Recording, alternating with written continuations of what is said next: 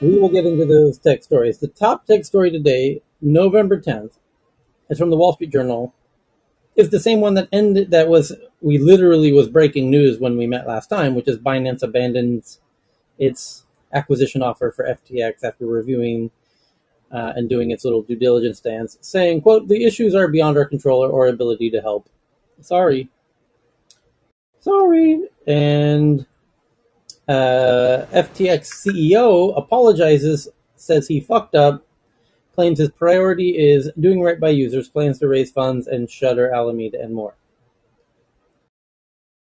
And sources detail FTX's rise and fall, CZ's $100 million investment in 2019, which now, I'm just speaking personally, I think that turns out to be potentially a rather genius move by insurance policy, potentially, of CZ and Binance to invest $100 million to effectively do what is known internally as a rug pull on on what is considered to be as perhaps one of their big main competitors. And interesting to invest 100 million into a competitor that 100 million now cost that company its entire existence because of how that investor sold its stake. Which, if you're an investor with good intent, now this is where it gets obvious when you analyze it from this perspective. The question is, did CZ mean to do this damage to FTX, which is both a competitor and an investment? Now, let me ask you, if you invested $100 million into something and you wanted it to succeed, would you not have been a little more careful in cashing in all of your chips simultaneously, which led to its immediate downfall? No, you wouldn't. You wouldn't do that because you invested 100 million and you want your 100 million to grow and be successful and blah blah blah. Well, CZ invested 100 million, decided to cash all that so quickly that it caused the value of that token to plummet down to zero, and it spooked the whole market, and the house of cards came tumbling down. That's not the actions of somebody who wants that investment to succeed. That's the actions of somebody who wants to wipe out a competitor, and it cost him 100 million to be able to have that opportunity to pull that rug out from under them. But he has pulled the rug. The pulling of the rug is actually perfect metaphor in this example, because if you pull the rug very slowly, the house of cards won't fall. And if you pull the rug very quickly, they will. Guaranteed they will. And what did Binance do? They pulled the rug quickly, and it caused the person to fall. Well, you wouldn't do that if you didn't want them to fall, but he did do that. And that tells you all you need to know about whether or not this was intentional or not. So the other side of the coin is like you said, the house of cards. Can you elaborate more on that structure and just kind of how that kind of begs the pulling of the rug in the first place? Yeah, but Tyler, he also may have realized that this 100 million, he realized there was a problem. I mean, I think this is what happened, and he just wanted to get his money out first because there was a lack of liquidity in FTX or whatever it is, FTT, whatever. So he just figured, I'm going to take a loss, but I'm going to be the first one to hit the door, so at least I can get whatever liquidity window is still there. I mean, it may be nothing more sophisticated than that. Yeah, and by getting access, by making the offer to bail him out and getting access to all the books and the documents, he was able to see what was really going on so that he put himself in a good position to be the first guy at the window.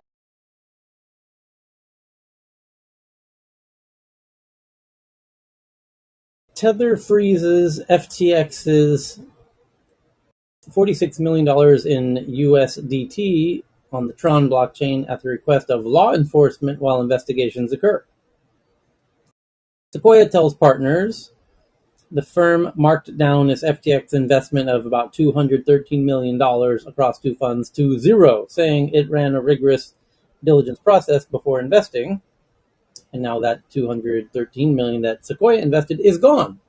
Okay, well, I guess they got shares in the company instead of the tokens as CZ did. And Sequoia, I'm assuming And Sequoia has done a tweet saying, "Here's the note we sent to our LPs regarding FTX," being very transparent. And I imagine they weren't going to do, even if Sequoia had been given their investment in FTT, which was FTX's tokens or coins or whatnot, I don't think Sequoia would have cashed them all in the way that led to this sudden demise. I believe CZ did this as the rumors indicate that he was worried about Sam's meeting with regulators and shit talking Binance. Major coins are plummeting, Solana crashes 30%, etc. Bloomberg says they have sources citing an $8 billion shortfall that Sam Bankman-Fried told investors that FTX needs a cash injection or the company will need to file for bankruptcy. Well, he turned out to be right about that.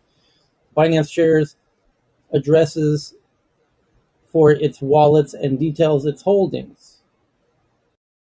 That it has 475,000 Bitcoin, 4.8 million Ethereum, 17.6 billion USDTs, etc. Binance has released the addresses of its hot and cold wallets. It provided a snapshot of its current holdings. Good. Well, it's not playing the crazy leverage games, fractional reserve games that FTX was, and that led to FTX's downfall. Very strange that FTX did what it did, and it over, leveraged itself, causing a liquidity um, issue, as it's called. They're not able to be liquid. They weren't holding everybody's holdings one for one, but nor do banks. In fact, it's well known that banks hold 10% and loan out 90% and make money on the 90% they loan out, and that's their core business model. That historically has tended to work for the most part for banks, which is why governments allow that. The problem is in crypto land, you don't have to wait. Banks are a bit different in that it's a bit slower. The running of the bank process is rather non-immediate. In crypto land, a run on the banks is instantaneous, and you can have the whole house of cards can tumble so much more efficiently. As FTX faces bankruptcy, an attempt to untangle its extremely complex corporate structure, which could pose a problem for liquidators and law enforcement, which begs the question, why was it created in such a tortured way to start with if it was so well intended? And what kind of due diligence did anybody really do? Good question. Because the right, because that would be one of the things you should look at. By the way, I should point out, and this was brought up by some guests that your friend Jason had on one of his programs yesterday.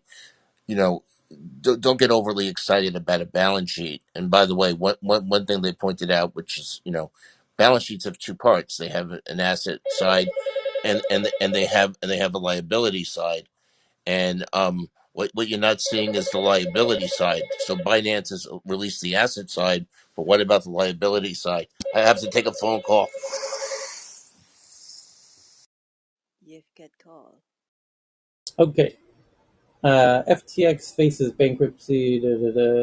Bloomberg says they have sources that the SEC and CFTC are investigating whether FTX mishandled customer funds and FTX's relationships with other parts of Sam Bankman-Fried's empire, as they well should, as is rumored that there was improprieties afoot. CoinDesk has a headline, after FTX's dramatic fall, Binance and others pledged to publish their reserve certificates, as they should too, because now there's skepticism across the whole industry of sorts. Moving on to Twitter. After Twitter labels select accounts as official, for example, who's the YouTube tech reviewer, the Marques Brownlee? He is Twitter verified. He also got the new Twitter, whatchamacallit, the new Twitter Blue verification. He momentarily, under his name on his Twitter profile, it said official with a little check mark. It's now gone. I can explain why. there 24 hours ago, not even 24 hours ago, 21 hours ago, this guy Ellen Musk, he did a Twitter space that I happened to be in from pretty much the start, and I shared it in the back channel with many of the people on stage, and many of whom joined the live stream as well. In which Elon answered a whole bunch of questions, a lot of questions, filled in a whole lot of context, more or less repeating what some handsome aging bald tech bro had been saying in this room for the past several days. And one of the things was that he wanted to get rid of that little official tag that Marquez Brownlee had because, in Elon's words, that just shows a two-class system, and he doesn't like two-class systems. We should all be essentially equal. And I got to say, I love that point that he made there, which is it should be a little more egalitarian across. There shouldn't be this serfs and nobility two-tier system in Twitterland. And I think he's right on that point. I think that's a great point. And so magically, the people who did have that official tag momentarily for like a day, it was quickly erased. That's why it was erased, even though Marquez Brownlee doesn't know that, although he might know that because Elon responded to Marquez Brownlee when Marquez says, "Hey, I just noticed that my little official tag is gone today." And Elon responded to him saying, "Yeah, I just removed it." But he didn't say That's a why. great. Yeah. Sorry, no, that's a great principle, right? Yeah. However, if you're trying to cultivate a truly free speech conversation, some people should absolutely be able to level up and pay for a subscription. That just makes sense for a million reasons. But to if you talk about serfdom and all that stuff, you're still, why wouldn't you have a free level of membership to really embrace the long tail of the market, right? It's just you want to tier the blue ability, the credible, hey, this is me world, this is my Twitter account. You don't want to just roll that up into one specific membership level. I would propose if By you're the way, trying to. there's no verification. You just pay. You know that. I mean, Right, right. by That's paying, gone. that's verification. But Right. Yeah, he made that Well, point as isn't that well. a sort of trace, though? You can trace the money, so that's a sort of verification that at the end of the day puts money at the end of that account. Yeah, No, you could get it. Go ahead, Tyler. he made that point, which was uh, that simply by paying you get the quote unquote verification, and that the point is that people who have bots aren't going to be willing to pay $8 per bot, and more importantly, he says, likely don't have hundreds of credit cards to enable hundreds of bots because you'll need separate credit cards for each uh, verified account or bank account. I think the Russians do. I don't think they'll have a problem. Well, you'll also need a separate phone for each bot. And yeah, sure, you could well, have 100 phones and 100 credit it's cards. quite easy to get virtual mobile phone numbers, Google Voice and the like, and it's very easy to get multiple credit card numbers because a lot of neobanks Yes, offer a different credit card number for every shop. You know, you can have these virtual or temporary credit card numbers. So it's not, and they even have APIs. So I you use could, both. I think it's My quite feasible to spin up credit potentially, card it's worth it. pairs. Ben, I completely agree. As somebody who uses virtual card numbers regularly and virtual phone numbers regularly, I would love to see a tech journalist.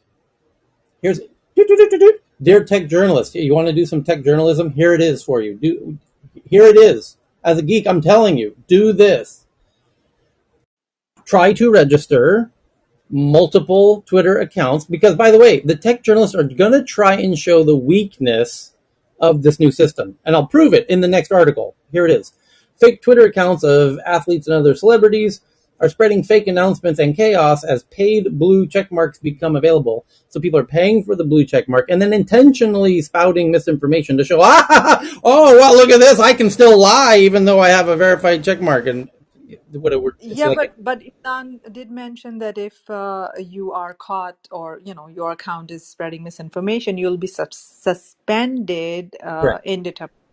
Right. So having a Twitter blue mark means it's you because you paid for it with a credit card. And by this verified account, if you make any statement which is wrong or misinformation, then you cannot deny that it wasn't me, it was a bot or whatever. Then you'll be held responsible and your account will be suspended forever. Exactly. It's a sort of like chain of custody or trying to follow along with, hey, if you make an account and you make a statement and you keep trying to repeat that kind of behavior, I think the lengths that Twitter used to go to kind of determine if somebody was this person just opening up another account, it was quite literally a game of cat and mouse. And at the end of the day, it wasn't even conclusive. This way, at least you can put a price on, okay, this is hurting my business this much, bank. Bank, are you willing to let this keep going? Or can you stop letting this user activate the account or make new accounts? And I feel like at least when you start putting money on the table, you can say how much money you lost. So this might just be a good way of being able to then make a court order or request a judge to then initiate some sort of next step if this gets out of hand. So it's I think it's a This good move. He fired a lot of the moderators. Number one, so it's going to be he won't even have the labor to go after all of this. And then people, if they're determined, particularly if you're a foreign government, the money's not going to be an object. They're going to keep creating accounts. I mean, look how many accounts you get. We've all seen them, accounts that have been suspended rightfully or wrongfully on Clubhouse, and people just make new ones, and they have aliases, and they show up as somebody else, and they spread the same information. Yeah, It's a but Ken, right now, the clubhouse does not have that kind of repercussion. Like people here are spreading misinformation and lies about other people without any shame or any fear of repercussion. Imagine that my account is confirmed by my credit card, like on Twitter, and I have a blue check mark and then I'm making a statement. So that would make me like either credible because my information is correct, or if I'm lying, then people who are following me will know that, oh, this person was lying and that's why the account is suspended. It kind of raises a bar a little bit higher. It's not 100% foolproof method.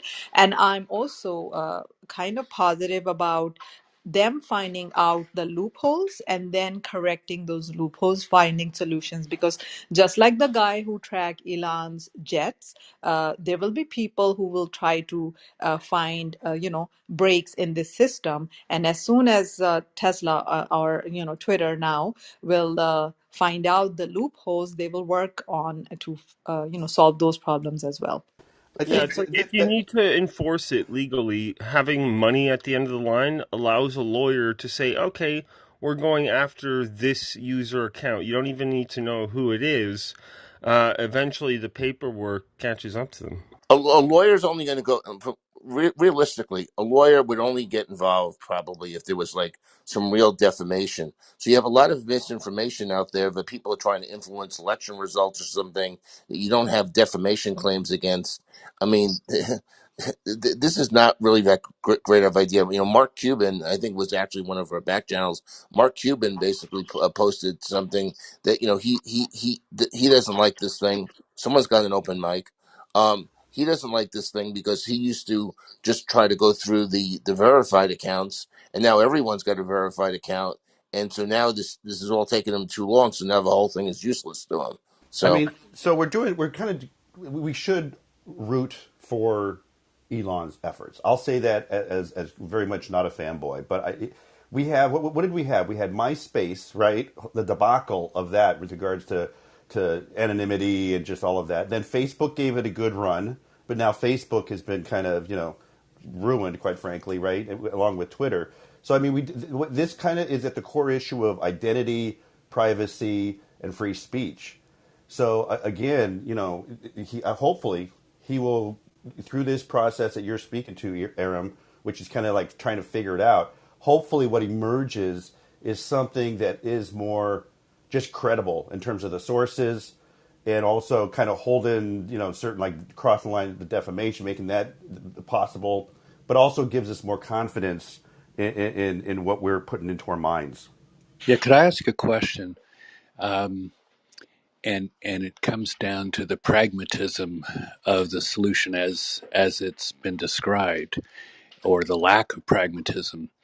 If someone can create numerous temporary bank accounts, credit cards, phone numbers, Thank you, John. and and there's not a, can you hear me? Yeah, I think you're Yeah, getting back to the point I wanted to make, which is yeah, and a and journalist and needs to and go and find out there's right and now there's and if there's they no can game the system systematic to make multiple accounts, and and then we and can and stop there's no debating this.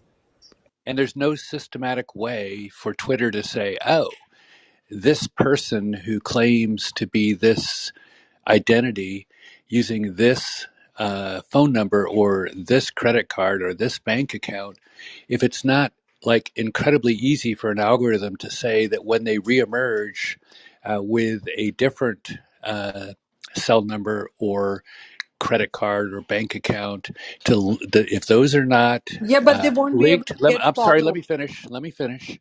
They won't be able to get followers. Could Can you I? let John Can I please finish? finish? Yes, finish it.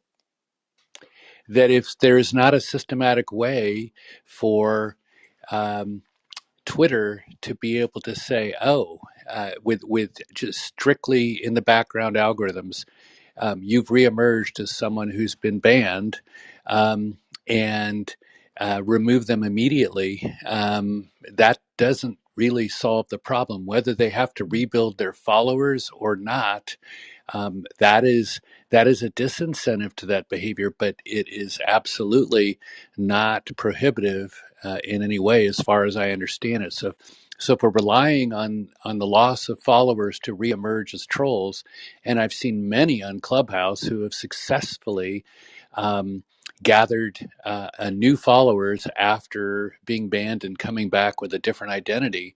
I don't know that that's a sustainable, practical solution. This is my point. Well, We very quickly, just to reiterate, and I'll give it to Aram. And I agree, Aram. You have a point. The We need to know how easy or difficult will it be to do the multiple phone number burner phone numbers. And there, my friend runs burner.com. You can go register a shit ton of $1 a month through Twilio for a burner phone number. They'll give you and any zip code you want. And uh, credit card number, which many banks today allow you to generate lots of credit card numbers to obfuscate, your actual credit card number. And when you're making purchases from merchants you don't totally trust, is the main use case that's given. But you could use it in this case to generate multiple accounts. Ostensibly, we don't know. That's why I'm saying a journalist needs to do this and then report back if they're able to do it or not. Because if you are able to do it, that's a strong argument that this actually is not going to stop the bots at all. And that would be valuable to hear, because then they're going to have to up their game in terms of the functionality, the gates that they install to disincentivize this particular negative behavior of creating bot armies. Does this new strategy stop bot armies or not? We need to know. It's totally valid. Somebody needs to check it. That's the case of tech journalists. And yet, as far as I know, nobody's done it, which is strange, because there's been more than 3 hours is all you would need to do this, and this feature's been live for more than 3 hours. So if you were to subscribe on, say, oh, I think I'm going ahead of Eram. Eram, go ahead. Sorry. thank you. So, 2 points here. First of all, previously on Twitter, well, I'm not very familiar with multiple accounts on Twitter, but on Clubhouse, I know people who not only troll by making fake accounts, but also, even with their genuine profile, they were able to purchase followers. And based on that, developed a credibility, and they use Clubhouse feature for shadow banning, which is like blocking people off of stages, and they do all kind of crazy stuff on Clubhouse, which is totally I don't understand why people do that, but there is no accountability right now on Clubhouse, in my opinion. Twitter, on the other hand, right now is taking one step. It's not a perfect step. It has many loopholes. It may find a huge failure. Who knows? Maybe it will fail tremendously. But it's a step forward in terms of credibility. Elon yesterday was speaking live on, in the Twitter Spaces that having this blue check mark, having paid the money, and having your credit card, connected to your account, for a normal, healthy-minded human beings would, have a little bit of that critical thinking going on, and you will be thinking maybe a couple of times before posting something which is not truthful, which is not, credible. But for the people who want to abuse the system, as people who abuse the blocking system on Clubhouse, they will find ways. They have many different ways, even on Twitter right now, to do it.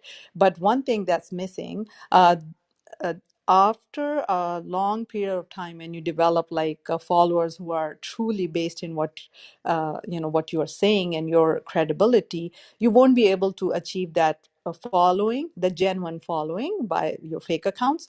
And second point is people who will find out the loopholes. I can bet you that just like in Tesla, when you find any problem or loophole in your full self-driving beta, they take care of it. They find solutions. So that's an open invitation for anyone on Twitter to go ahead, find problems, report it, and they'll fix it, or they'll try to at least fix it. So, a couple of things I could tell you about creating fake accounts from my experience. One thing what Twitter does is it validates if you're using Google Voice, where Clubhouse does not. As far as that, also control from a particular device how many you're able to create. I think they allow 5. So if you try to create more, it gets a little hectic. And then also the one thing everybody forgets is they're using Stripe, and a lot of people didn't know that Stripe had an agreement with Clubhouse and with Twitter Spaces for Stripe identity. So it's basically capturing your voice for authentication purposes. And I think they were paying like $2 per voice. So if they chose to implement that, that could help cut down on the reduction of bots. If not, the other scenario you have to think about, it's going to make it a lot more expensive. Okay, and that's kind of a key thing is the cost. Sometimes the best way to stop these guys is driving up the cost. All right, and that's what we've seen a lot of people do. Thank you. Yeah, that's a great point. I remember Ashton Kutcher talking about the cost or the friction of retweeting, that retweets used to seem more genuine when you actually had to retype the word retweet. So the cost of transaction or interaction is an interesting way to combat sort of. We lost you, Eric.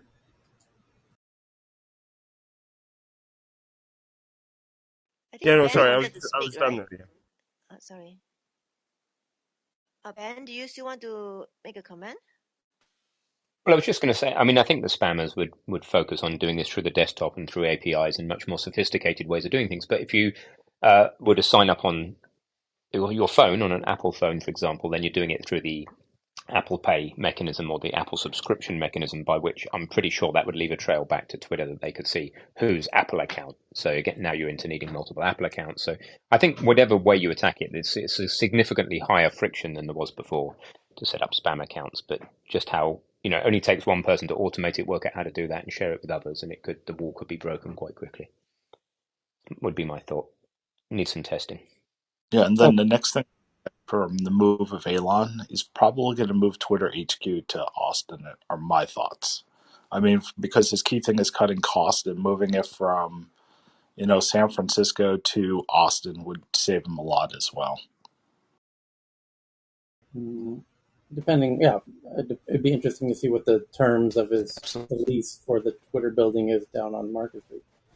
And his So, style is for everyone to go back to office to work, right? So if he moved it to Texas, what is going to happen to those people who are in great point. the Bay Area? So, the in the 1 hour interview that he did yesterday, 21 hours ago, which I was listening in, and I'm sure others were as well. He said a few really interesting things that strangely headlines. One of them was that the Twitter algorithm, the default, you can listen to the interview yourself as a replay, by the way. We kind of, Twitter Spaces has copied Clubhouse on that replay feature. And go and listen. He says that the default will be verified accounts, which today it's all accounts chronologically or reverse chronologically or personalized based on, it's an algorithm that tries to the best of its current abilities to estimate what you're going to find most useful. A lot of room for improvement on that one, as Alon said himself, and as part of that interview. But that the thing he did make clear, and he said multiple times, is that the default setting will eventually be the verified view, which means you'll pretty much exclusively see the content from the verified account users, which I remember some tech bro telling us would likely happen, and now that's become public. Other interesting things out of that, there was 100,000 listening. There's now 1 million. Last I checked on the replay. Um, Tyler, So does that mean you won't see the stuff from your friends if your friends don't have a blue check mark, in the or whatever? default view, but you can change the default view to be the chronological, show me the real every tweet, or show me the personalized, which is the current one that a lot of people accidentally default to. I Which wonder what that'll be called. Will that be called peasant mode? Question, Tyler. I don't think they should call it verified account because basically it's just a paid account because they don't do ID verification. Many people will pay for whatever thing may not. I mean, they may not use their own credit card. It could be their parents' credit card, their whoever's credit card, but it could maybe it's not theirs. I mean, this is also in most purchase online, right? You may not be using your own credit card. Like for example, I may be using my boyfriend's credit card, for example.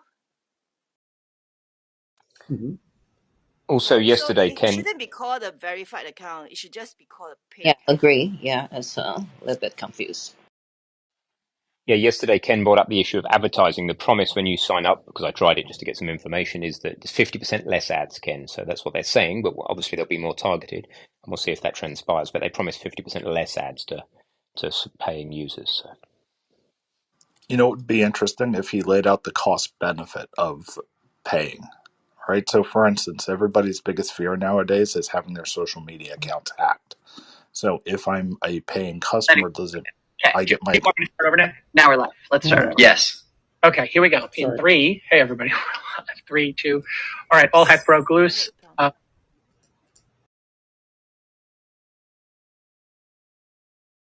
Okay. Other things he said was that the long form video is a big priority, and monetizing that is a big priority. And he made the example of content creators uploading videos to YouTube, and if they're getting paid there, and if we can offer them the same, why wouldn't they upload it to Twitter? Yeah, they very likely would. It's free additional money to upload to a new place if they're going to be paying you similar payout, on which he's very excited to start doing. I'm trying to think of what some of the other main takeaways from this interview were. I don't know if anyone else had any big takeaways from it. I have some takeaways post-interview discussion among the Tesla community, which is, kind of upset about how Tesla is being, and the stock is getting the beating because Elon sold the stocks to get the Twitter, and now they are urging for him to buy back so that the price can be stabilized, and how his team from Tesla has been moved to Twitter. That's another cause of concern for the Tesla community because that seems like it's affecting Tesla negatively. Although the production is on point and numbers are great, but the stock prices are making everyone unhappy. By the Era, way, but isn't sorry, Tyler, isn't Twitter like the the Tesla marketing network? yes. By the way, he said Tesla that. He Tesla said, doesn't need marketing, but yeah, sure. oh, he might disagree, because he said that somebody asked him, what do you have to say to the advertisers and like the other car companies that are now not advertising on Twitter as they did previously? And he says, well, hey, Twitter is one of our main marketing channels, and it's worked really well for both SpaceX and Tesla. We use it a lot, and it's worked very well. And I think you're crazy for not exploring it. So, of course, he has now a very financial bias in saying exactly that. The example that he gave, which might be helpful in explaining how Twitter Verified might work, is he made an analogy to Gmail's uh, inbox where it filters out spam, and he was talking about how you can see the content that Gmail doesn't think you'll be interested in. There'll be it's possible with one click you can see it, but by default you see what it thinks is verifiably good emails, and that their Twitter will work to do the same, so that the verified accounts will be seen by default. You will be able to see all the tweets chronologically or whatever, but like Gmail, he doesn't think that you will be using that view as a default. Like the spam So, folder. so Tyler, one question I had. Do you Yes, think that the what he's trying to build? Obviously, I think he's thinking 4 to 7 steps ahead. But do you think he really wants to be in the new or differentiated enterprise platform, or does this go back to the discussion that we had about, migrating and transforming social media commerce? And if it's the latter, like, what is the vision? Like, he why $8? What is that going to give you over a period of time? Is he it going did to be say, try to replace the Facebook yep, Marketplace, or is it going to be like a completely yes, different experience? he did address that very briefly about the social commerce piece that is a big part of the future vision for what they want to do.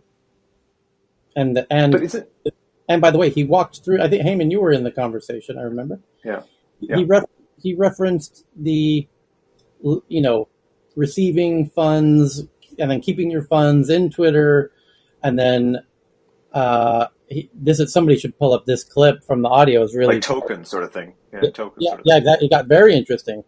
He says, you'll receive funds for maybe something you sold. You'll hold those funds.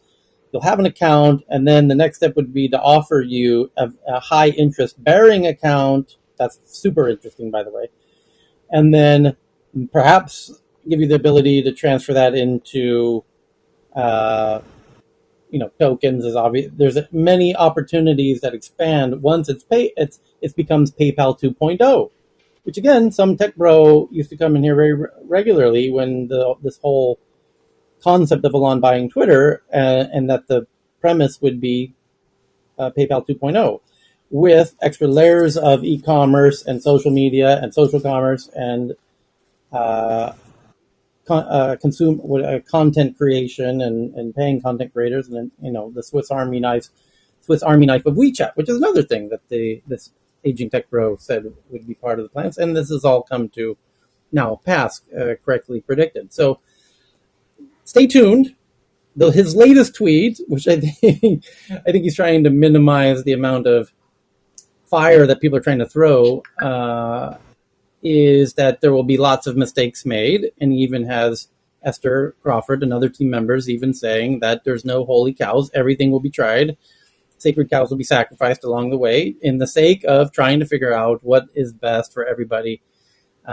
Certainly, the company as well.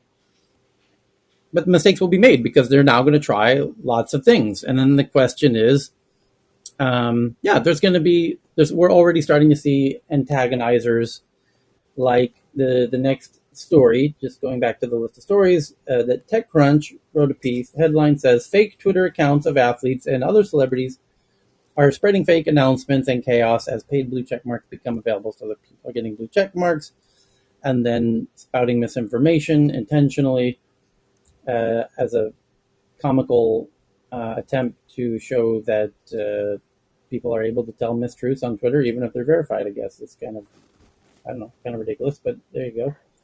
And Tyler, isn't this like the classic Elon though? This is how he finances every single thing that he has done, right? He gets like everything from all the, the fire cannons to everything else. I mean, he finances all his projects by getting money ahead.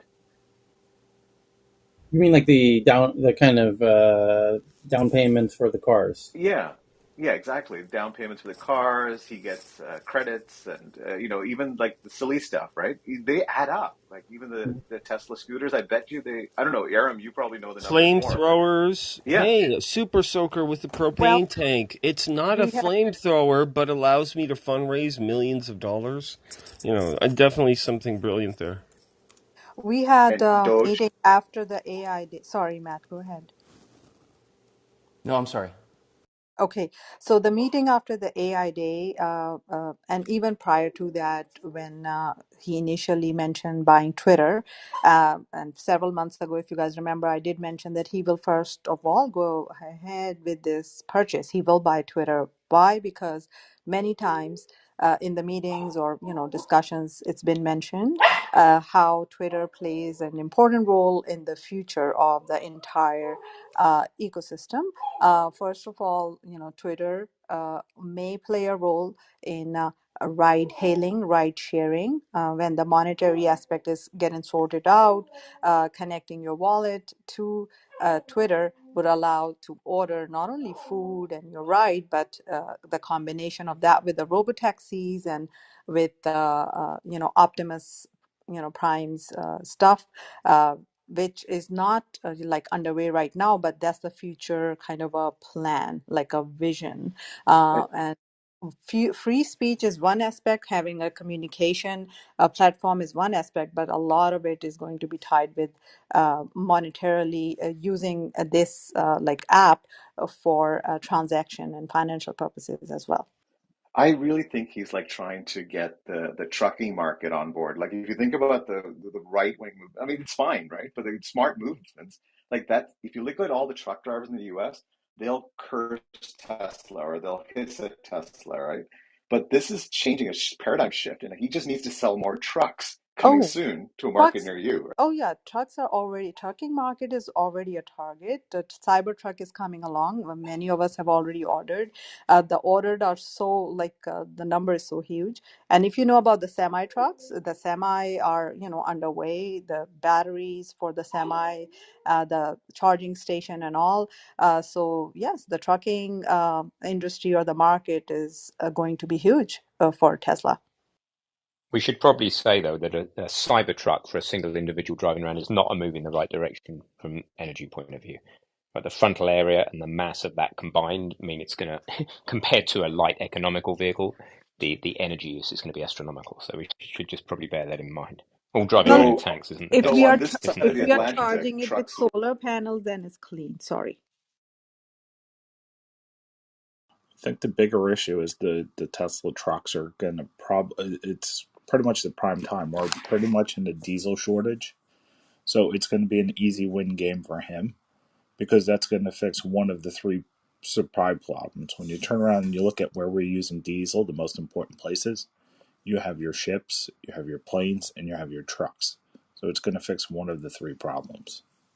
And the problem of climate, carbon dioxide, or carbon, emission. That's the huge problem, and that's the mission to reduce carbon emissions by converting the transportation industry towards electric cars and EVs and trucks charged by solar panels, so that we can reduce our load. It's about the climate. I think I'm going to make a noise machine for the trucks so they could still sound loud as they go by. There are fake sounds that you can play through your EV. There are music sounds and farting sounds or whatever. So yeah, there the option is there already. So I had a call just then, as it happens, from Tesla. I was cancelling my next Tesla order to save huge amounts of embedded energy. So that was what that was. So, Aaron, the idea that you charge an EV off solar and therefore it's fine, it's doesn't make a lot of sense. Um, we we can't make ends meet with sustainable energy as it is. So, I mean, just using less energy is crucial. There's no way that we have enough solar to power all of our primary energy needs, including heating and cooling, um, and our car. So, any energy we use to charge the car could be displacing fossil fuel for something else, like preventing us burning propane or preventing us, whatever. So, I mean, we're nowhere near the point where we have such ubiquitous sustainable energy that we can say it's okay to use extra energy because It's okay. I mean, there's no judgment. Do what you like. It's your energy. You pay for it. I mean, it's not a value judgment, but from an energy point of view, all energy, it doesn't matter where it's going and where it came from. We don't have enough sustainable energy as a planet at the moment. So using less is crucial. We can't catch up by just keep building more sustainable energy if we keep increasing our demand like we are. And Americans use 225 kilowatt hours of energy per person per day. That's more than that's 2.2 times as much as Europe. And if we all head in that direction and the populations keep increasing, that this is the root cause of the problem until we get through the eye of the needle and come out the other side. And then I want to be interplanetary, zooming all over the place. But we just got a little bit of a careful time in history to tread through for a few decades. Ideally, that's correct, Ben. But if I go ahead and tell a truck driver tomorrow that you can't drive your truck because it's bad for the climate, and you need to either walk or carry something which does not use any kind of energy, what would be the answer? How will all Well, the no, goods so trucks are go? super efficient, Trucks, Aaron. yes. Trucks are So super trucks. efficient Okay, so because the truck, cars, and any diesel or gas ICE vehicle, all ICE vehicles are contributing to carbon load every single yes, day. but a But Tesla aren't- but a single and person driving in a sorry, Tesla let me Cyber. finish, please. Let me finish. So You already know tomorrow, the outside in Texas, and all the ICE cars that are contributing to the carbon load every single day are replaced by EVs that reduce the carbon load. And yes, the next step would be to find out ways to reduce energy expenditure totally, which is, I don't know when that can be done, but this is the next step that we can take because ICE cars are no longer, you know, an option for us because they kind of pollute the environment to the point we need to stop that immediately. So unless we find some other way, this is the next best step. Well, ICE That's not cars, going to happen yeah, because exactly. I mean, no, no, because sorry, I go think go ahead. we have already got supply chain problems, Hey, right? can We we know let that. And Ben speak sorry, first? Ben. Ben wanted to speak, Yeah. right? Hold on. No, Ben, it's go okay. It first. doesn't matter. Go ahead, Heyman. It's fine. It's cool.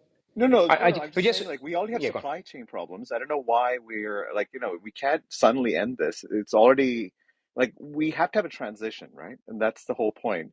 And I hear Ben's point about, it is inefficient, and it is at this stage. But I think it's until this whole the infrastructure and everything else gets built. The industries are not built yet, and that's the whole point. Investments have to be made. Sorry, Ben, go ahead. Well, I mean, it's similar to the whole thing about private jets. Should we ban private jets? I really think we shouldn't. It drives me nuts to think that you're not allowed. If I want to fly by private jet and I can afford it, I'll fly by private jet. And it might be better for the planet if I'm running a sustainable energy business like Elon does with Tesla, and he wants to fly on a private jet. Do it. Just understand that he's using 100 times more energy to get himself from A to B, roughly, than he would on a passenger plane, right? Because the plane he flies on weighs 10 tons and carries effectively one person, right? Because ultimately it's really just him trying to get there. Whereas the 737 weighs whatever 30 tons and carries 200 people, right? So you do the sums. It depends on the plane, but it's in the order of 100 times more energy to get the person from A to B if they go on a private jet. Oh, we're all up in arms. That's a huge amount of energy. It is. But if they want to do it, I don't think they should be banned from doing it. I think that maybe they should be forced to sequester the carbon fully and permanently before they even fly, like pay the money, the hundreds or thousands of dollars it would cost to put that back in the ground before they even take off. But I don't think taking the freedom away makes sense. So that's just one thing. But huge, heavy tank cars suffer the same problem that flying on a private jet. It's the road equivalent of flying on a private jet.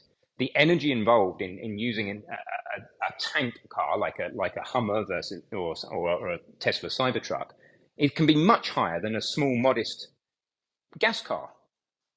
So gas cars use 4 times more energy per mile than an EV. But if you get a tank of an EV, you just reverse all that because a car's energy goes up with its frontal area, it goes up with its mass.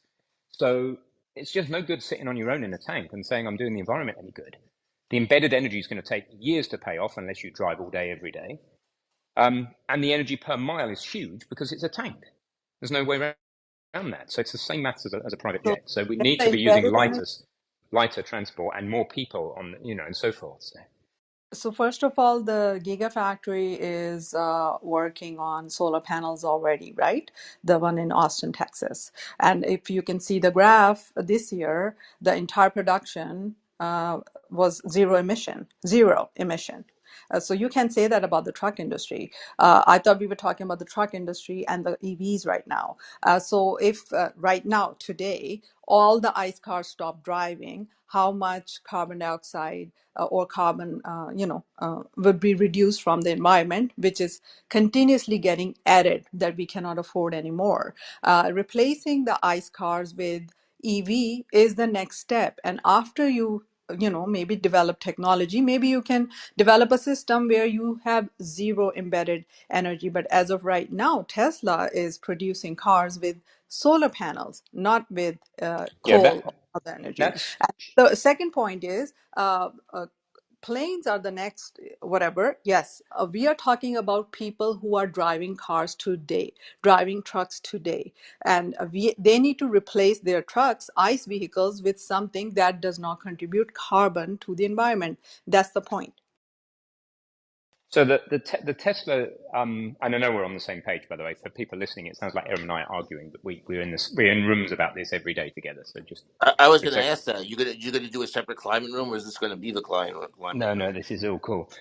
Well, this isn't about climate. I'm talking about sustainable energy here. I'm not really, I'm more worried about sustainable energy than anything. So you're running the Tesla factories on solar panels. That's their electrical need, sure, but the amount of energy that comes in the form of raw materials, their total primary energy, will be huge. And I wouldn't be surprised if they also take in a bunch of fossil fuels to power the smelters and all the rest of it. So you've got to look at the big picture of this Yeah, stuff. But they EVs are sco- great. Don't get me wrong. But you just got to be aware there's a lot of embedded energy. It takes a long time to pay that off, and you've got to have the grid for everyone to be able to charge those when they come home at night. So just do the maths. yeah, there's a whole supply chain. There's all of that, but I gotta put a really important thing on the table there, which is work from home. There's also just reduced use. Let's all sing together, kumbaya, reduce use, because that's how you're not even using any power whatsoever. Um, Yeah, and also, this whole one of the things that's so disheartening is, all this back to work, back to normal when normal was abnormal and not consistent with sustaining life on right. So this whole kind of let's try to learn something from the past few years and actually make an adjustment and pivot. and Can we downsides. get And back by to the news? way, Because can we there's continue? breaking news on a whole bunch of things as everyone's Yes. having an opinion on everything. I just wanted to point it out. Yeah, we do the climate room in the climate rooms that Ben is hosting, if that's okay. Ken, you want to share, or Tyler, you there? Yeah, Ken can share if it's breaking news. Yeah, well, there's two. There's two. There's one, Cheryl. I back Yep, channeled you that yep. article from the Wall Street Journal on FTX. But can you put it up there? Because I Yes, I can't. will. It takes me a I do it second to now. have to go back and forth, on a cell Okay, phone. I'll do it. Yeah. I'll do So it so now. Give me a so second. apparently, despite his SBS proclamation that he didn't invest any money, apparently Alameda, I think it's his other company, had basically lent money to FTX, and FTX lent money back. And so basically, what the article is saying, FTX tapped into customer accounts to fund risky bets, setting up its downfall. And this is where it is, and said that Alameda owes FTX about $10 billion.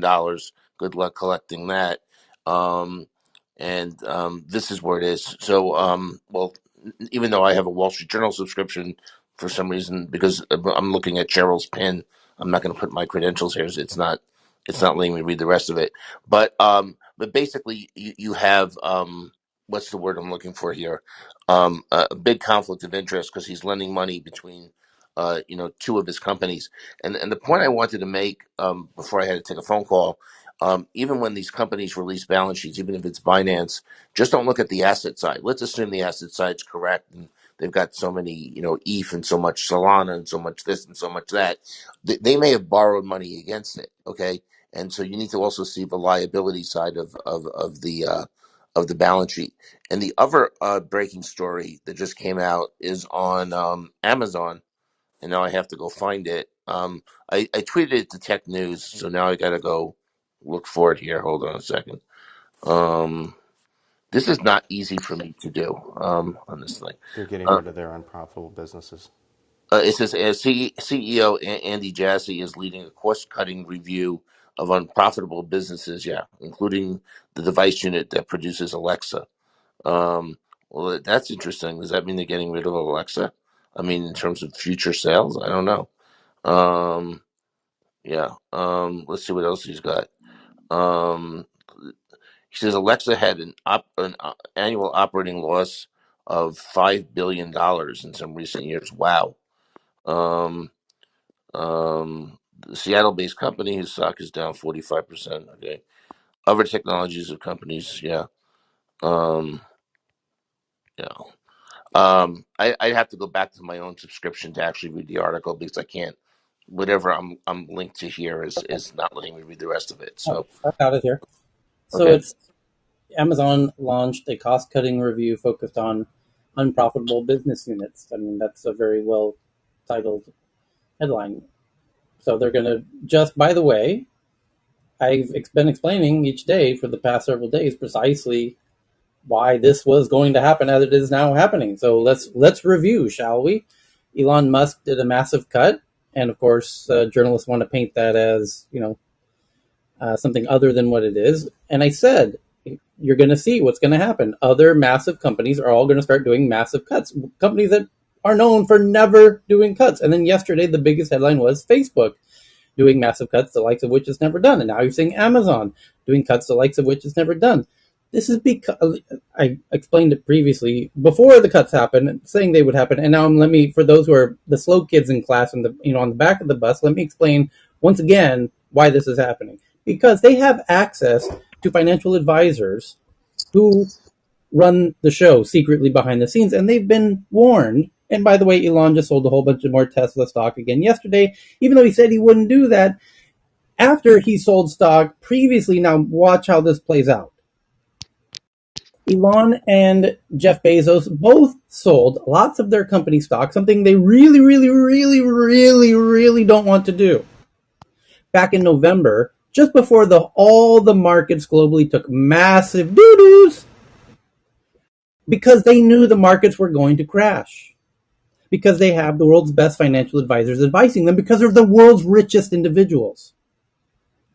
They also are hearing that there's going to be a really hard recession coming. And these companies are being told by their advisors, you must go into hibernation cost saving mode. So they are, because they're not listening to your Uncle Bobby down at the pawn shop on what to do economically. They're listening to the brightest minds in the economic world on what to do. And they're doing it. And so Elon is cutting Twitter in large part because of this. Because of this. And it's because of this, because Zuck and not Bezos, but Jassy, the new boss at Amazon, are also doing it too. So as much as you might like to think that Elon is going in there and cutting everybody precisely because they're woke, or because it's an anti-woke movement that he's trying to cancer that he's trying to cut out of Twitter, there's some truth to that. There is some truth to that. But that isn't really, in the bigger picture, what's really going on. So as much as the journalists aren't explaining to you precisely as I'm explaining it to you, we're headed towards a huge recession next year. That's what they're being told, and they're taking the actions that the advisors are advising them to take. And you're going to continue to see more articles like this. I have to reiterate again, there will be more big companies laying off, doing massive layoffs, and it will become a self-fulfilling prophecy, because you're going to have a now significant unemployment rate going on, and we're going to be living through an unfortunate bit of a recession. And the smarter, how do I phrase this most eloquently? The more of all of the acquaintances I have, the more intelligent they are, the more concerned they are about the coming recession and taking proactive steps to survive it. Because the ones who make the difficult choices now will be the ones who survive it. And that's what they're being told. Take the hardest, significant measures you can. Now, goddamn well Zuck doesn't want to have that headline that come out the way that it did yesterday. on personal principle of the history of the company. He just really doesn't want to do what he had to do. He just did not have a choice, nor does Amazon. They really don't want to do that. They don't want to be seen in this light. They do everything they can to avoid these situations, but it's unavoidable. Complete for the sake of the survival of the company. It's an existential issue that they do this. So they have to do it. They really don't want to do it, but they're doing it. And by the way, as does Elon Musk. Perhaps more so than Facebook or Amazon in this case, or anyone else, because the cuts that everyone was making the last several months that we covered those headlines extensively, I would say exhaustively, to the point of near boredom, you'd have a harder time finding a substantial tech company that didn't have a significant round of layoffs in the previous 8 to 12 months, 12 weeks, sorry. And Twitter notably didn't. So they were overdue for this haircut. So, And end of Tyler, rant. well, a lot of times we take a look at this from a tech point of view. If you look outside of tech, and as long as I've been in my professional career, and certainly not as notable as Warren Buffett, but if you take a look at what Sam Zell does, his whole model as he looks at real estate, commercial and otherwise, he's made his fortunes by going all chips in when there's blood in the streets. So when he's predicting it, because there's a lot of predictions, a lot of analysts, futures, whatever, and most of them are wrong. But if you look outside of tech and you just look at real estate, commercial, work from home, Sam Zell is sort of another person that you may not like the person, but the policies kind of come true. So just another, as you look across industries, as one industry collapses or resizes, it's going to have a cascading effect in other areas like commercial and residential. And so he's just a good one to watch, Sam Zell. Fire sale. That's the time to buy, right? What kind of sage wisdom? That's perfect sage wisdom, right? It's just counterintuitive. It's not the Yeah. way the brain works versus the wealth effect going up and down. And if I might, I think it's important to let me offer a couple, three things, which is one, the advertising, just as Tyler's is really put a pin through, that market, as everything slows down, is going to be one of the first ones to drop out. And so, Precisely. yeah, Precisely. And that's specifically, precisely right. why Elon is so hyper-focused on subscriptions at the moment. Right, to make money. Imagine that, monetization, right? By the way, Agreed. totally relevant to the point that you're making, super relevant, and I would even dare say important. Elon today wrote an open letter to the first email to the Twitter team members. And in it, he warns, this, by the way, is the next article in the list of articles to read. Here it is, from Bloomberg. In the first email to Twitter staff, Elon Musk warns of, quote unquote, difficult times ahead. Gee, I wonder what the fuck he's talking about. Why doesn't some bald tech bro come in here and spoon feed it to us? Well, I just fucking did, you dumbasses. So and by the way, he's ending remote work for everybody. And get ready for this. Says employees should expect to be in the office more than 40 hours per week. To which, I love this, a Business Insider reporter named Louise Ridley tweets in response to this article. This is classic. Here we go. I don't know why the tweet is so slow in loading. She says, Musk says Twitter employees need to be in the office for at least 40 hours a week. I wonder how many more will leave as a result. That's really funny, actually. That's part of the circus that Silicon Valley has become, makes that so funny, right? In some respects. Let me respond to Luis right now, live here in Clubhouse. Precisely the ones he wants to leave. The ones. So now she thinks she has some insight that Elon Musk hasn't considered here, right? She's got a real jewel of wisdom that she's stumbled upon, that this might cause some to leave, and she believes Elon Musk might not have considered that. Believe it or not, her intellectual ego is that big that she thinks she's considered something, one of the chess moves that the Grandmaster has not considered. The hubris of that is just truly ridiculous. Anyway, so of course the reality is the Grandmaster of the chessboard knows goddamn well that people are going to leave when he says this. That's exactly the fucking point, Luis. That's precisely the fucking point, Luis. He's saying this to make the people who don't want to work 40 hours a week to get the fuck off the ship. That's the point, because he needs to transform the company into, as he said in his Twitter space, a highly effective machine that can do shit on a dime. Unlike the Twitter that was mired down and didn't do anything of significance for the past, I don't know, 10 years. And this comes from the Tyler, guy can I who put? sleeps in the Sorry, Eric. factory and works, what, 80 to 100 hours a week and is a CEO of multiple companies. So, yeah, if you don't want to work 40 hours in the office, this might not be the place for you, given that the work So ethic of the boss is something of legendary proportions. okay, so hang on. Oh, I'm sorry. Can I get my? I had some other points I wanted to share. Can I get back to that just really quickly? So another key thing, and I would put more attention to the other key thing, which is the monetization, the need to monetization. As somebody who was doing games over 30 years ago, but before there was social media and all that, we were introducing social into tech, right? With some of the first, it's with some arcade games, but then friends of mine were part of the MMO movement. And so for now, over 20 years, I've been really quite frankly criticizing the social network business model, because what they've done is, by going down the advertising rat hole and where that takes all of us in terms of lack of our privacy and things like that, just charge for the value you're delivering to your customer.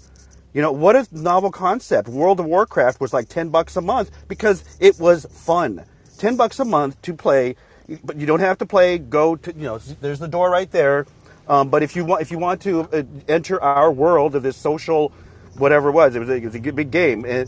And so now, if this is what's really great, and this is what I am rooting for Elon, is to sculpt and carve his way into some real monetization and deliver the value, so that we can kind of get beyond this, privacy and this kind of, pain in the butt we're doing with all of that. So that's one of my points. The other one that you had mentioned with regards to, it's not it's beyond a recession. It's a bigger restructuring, and it's going to be a protracted from how long it's going to take. Much longer than a backward-looking, recession. You come back every, or you deal with it every several years, and then they won't last as long. But the thing about Bezos and shutting down an Alexa thing, hey, I'm sorry, but if you go back to the 80s, there was something called DRAM dumping. And our anti-competitive, antitrust laws were about companies not, and this was kind of U.S. versus Japan tech, companies not taking their most profitable products and then, basically price dumping in certain markets that were emerging markets. And that is something, quite frankly, everybody, it's part of the Amazon story. If you look back at the former CEO, and I'm middle-aged brain fart,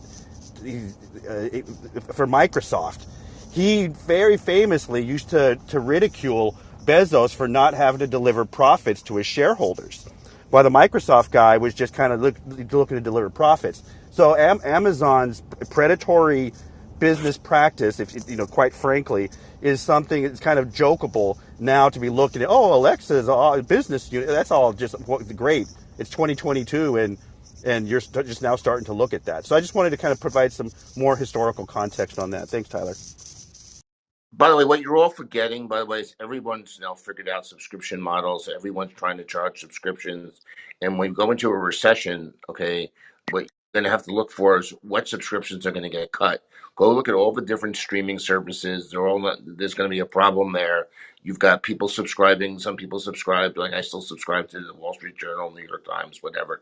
Okay, subscriptions are going to get cut. You got newspaper subscriptions, streaming subscriptions. Now you're going to have a Twitter subscription. You've got subscriptions for music services.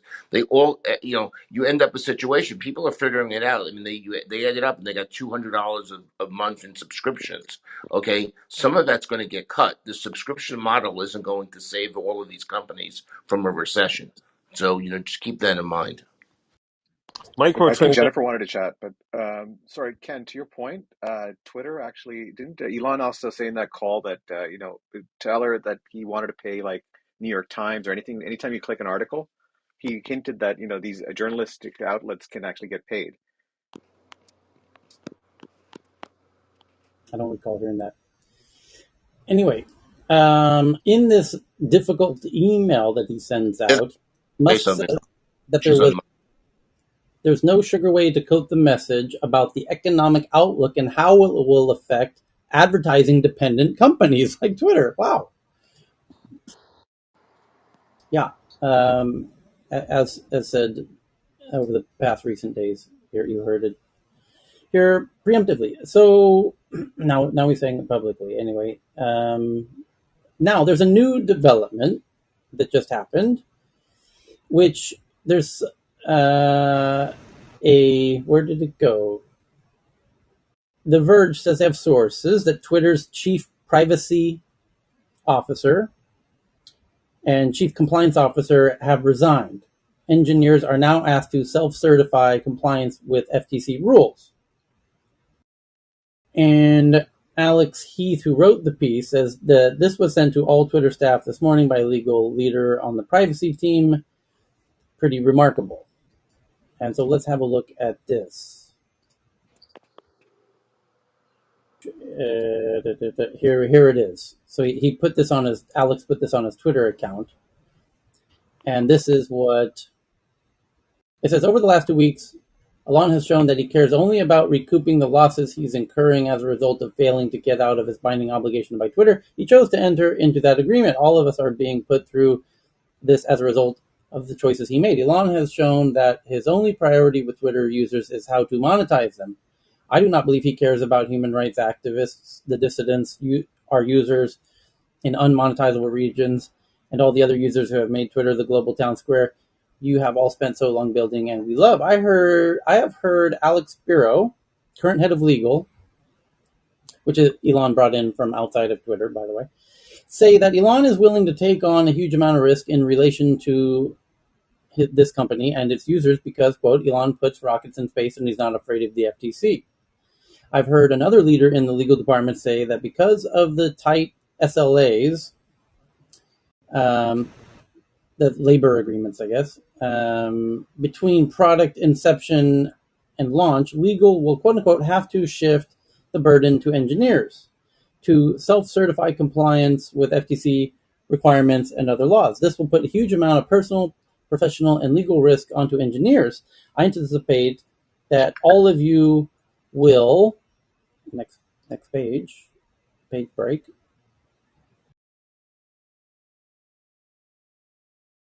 Where did it go? I anticipate. Where did it go? I anticipate that all of you will have to depressure. Will depressured. He typoed, so that's why it sounds weird. What he meant to say is, I anticipate that all of you will be pressured by management into pushing out changes that will likely lead to major incidents. All of this is extremely dangerous for our users, also given that the FTC can and will fine Twitter billions of dollars pursuant to FTC consent order, extremely detrimental to Twitter's longevity as a platform. Our users deserve so much better than this. If you feel uncomfortable about anything you're being asked to do, you can call Twitter's ethics hotline at 1-800-275-4843 or submit a report at ethicshelpline.twitter.com. Please also note the FTC's number is 1-877-FTC-HELP. There he's asking you to kind of squeal on your own company and get it fined billions of dollars if you perceive any illegal activities happening. Which is kind of self-sabotaging of the company, where you might want to leave the company if you're at a point where you're writing open letters to the employees asking them to self-sabotage the company. So, anywho, well, we'll see. Let's find out what happens with the head of the privacy team. He just resigned, by the way, I guess moments before or after writing, around the same time as writing this letter. And yeah, that's the article. So there'll be more on that continuing drama, no doubt. That's kind of the latest on that. So the Verge article headline says Elon's putting Twitter at risk for billions in fines, says internal letter. Yeah, the one that we just read. And then they post the letter. Oh, and he goes on to say, I wish you all luck. It's been such an honor to work with you, and I'll be taking a day of paid time off today. And then The Verge even says developing dot dot dot, just kind of as I just did, which is, yeah, yep, that's a developing story to be continued. So back to the list of big boring articles. The next one that I have in the list is Apple limits iOS AirDrop in China for receiving files from non-contacts to 10 minutes after its use in protests, and plans to change the global default next year.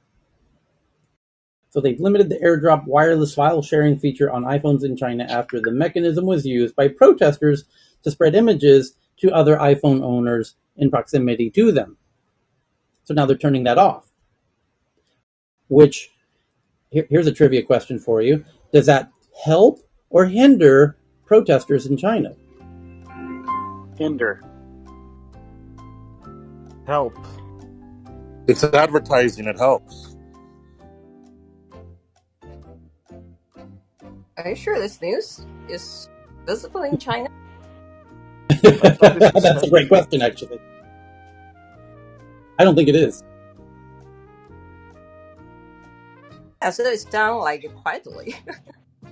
So Mark Millian, an old buddy from LA, who I believe is the editor Bloomberg Tech. Let me check his bio on Twitter.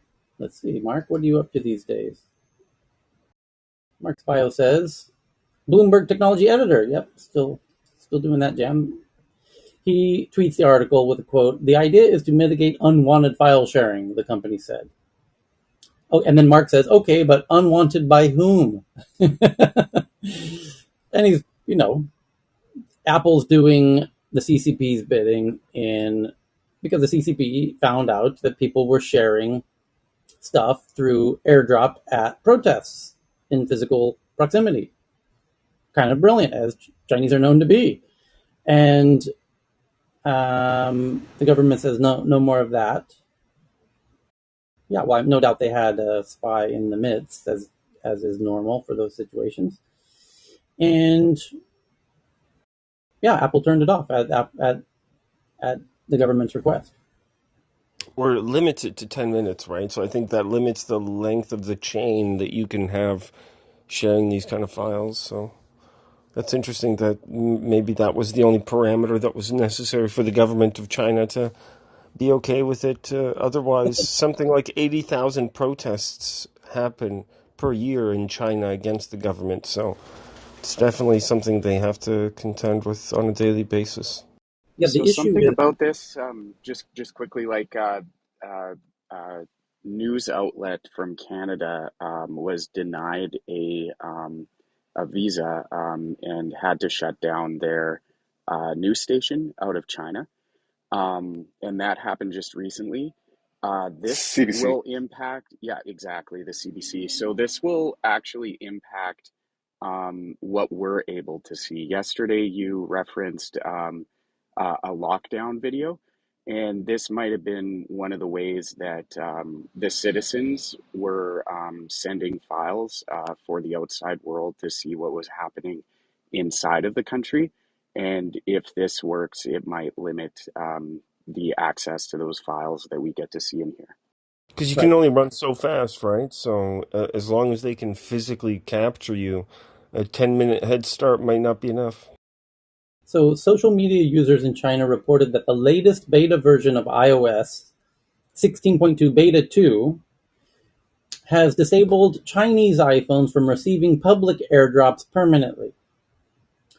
Uh, it so you can no longer do public airdrops from people you don't know. They must be your contacts, and even then, it's capped at 10 minutes from the time you were near them.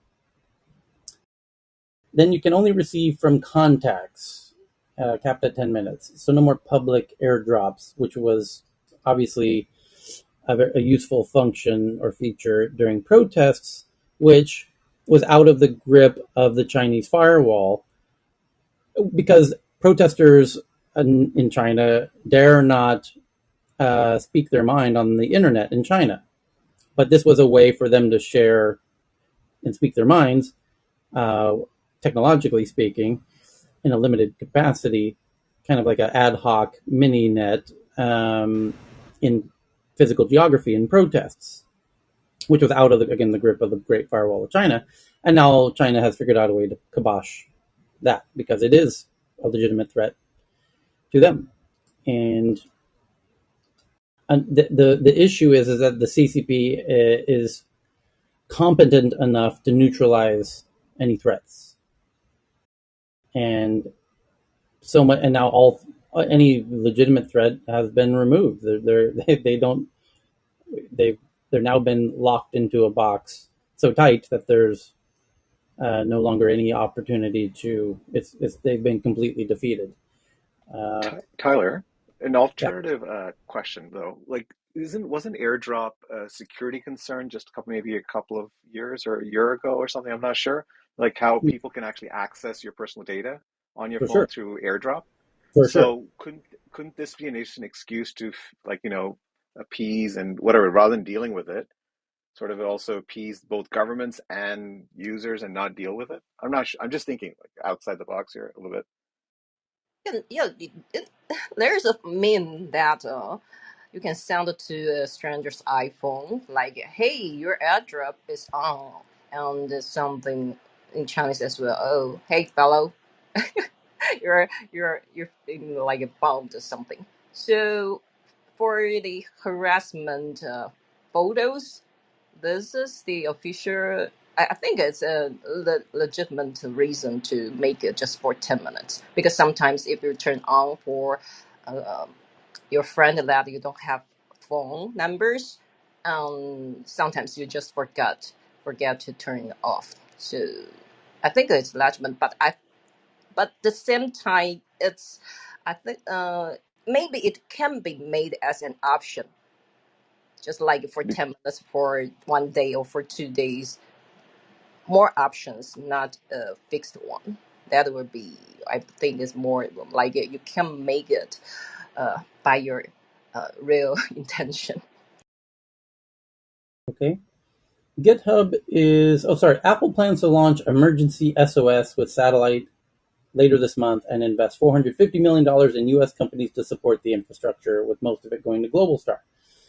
Next, GitHub is experimenting with Hey GitHub, like Hey Apple, Hey Siri, Hey Alexa, a voice-based interaction system that lets programmers code with just their voice in its $10 a month Copilot tool.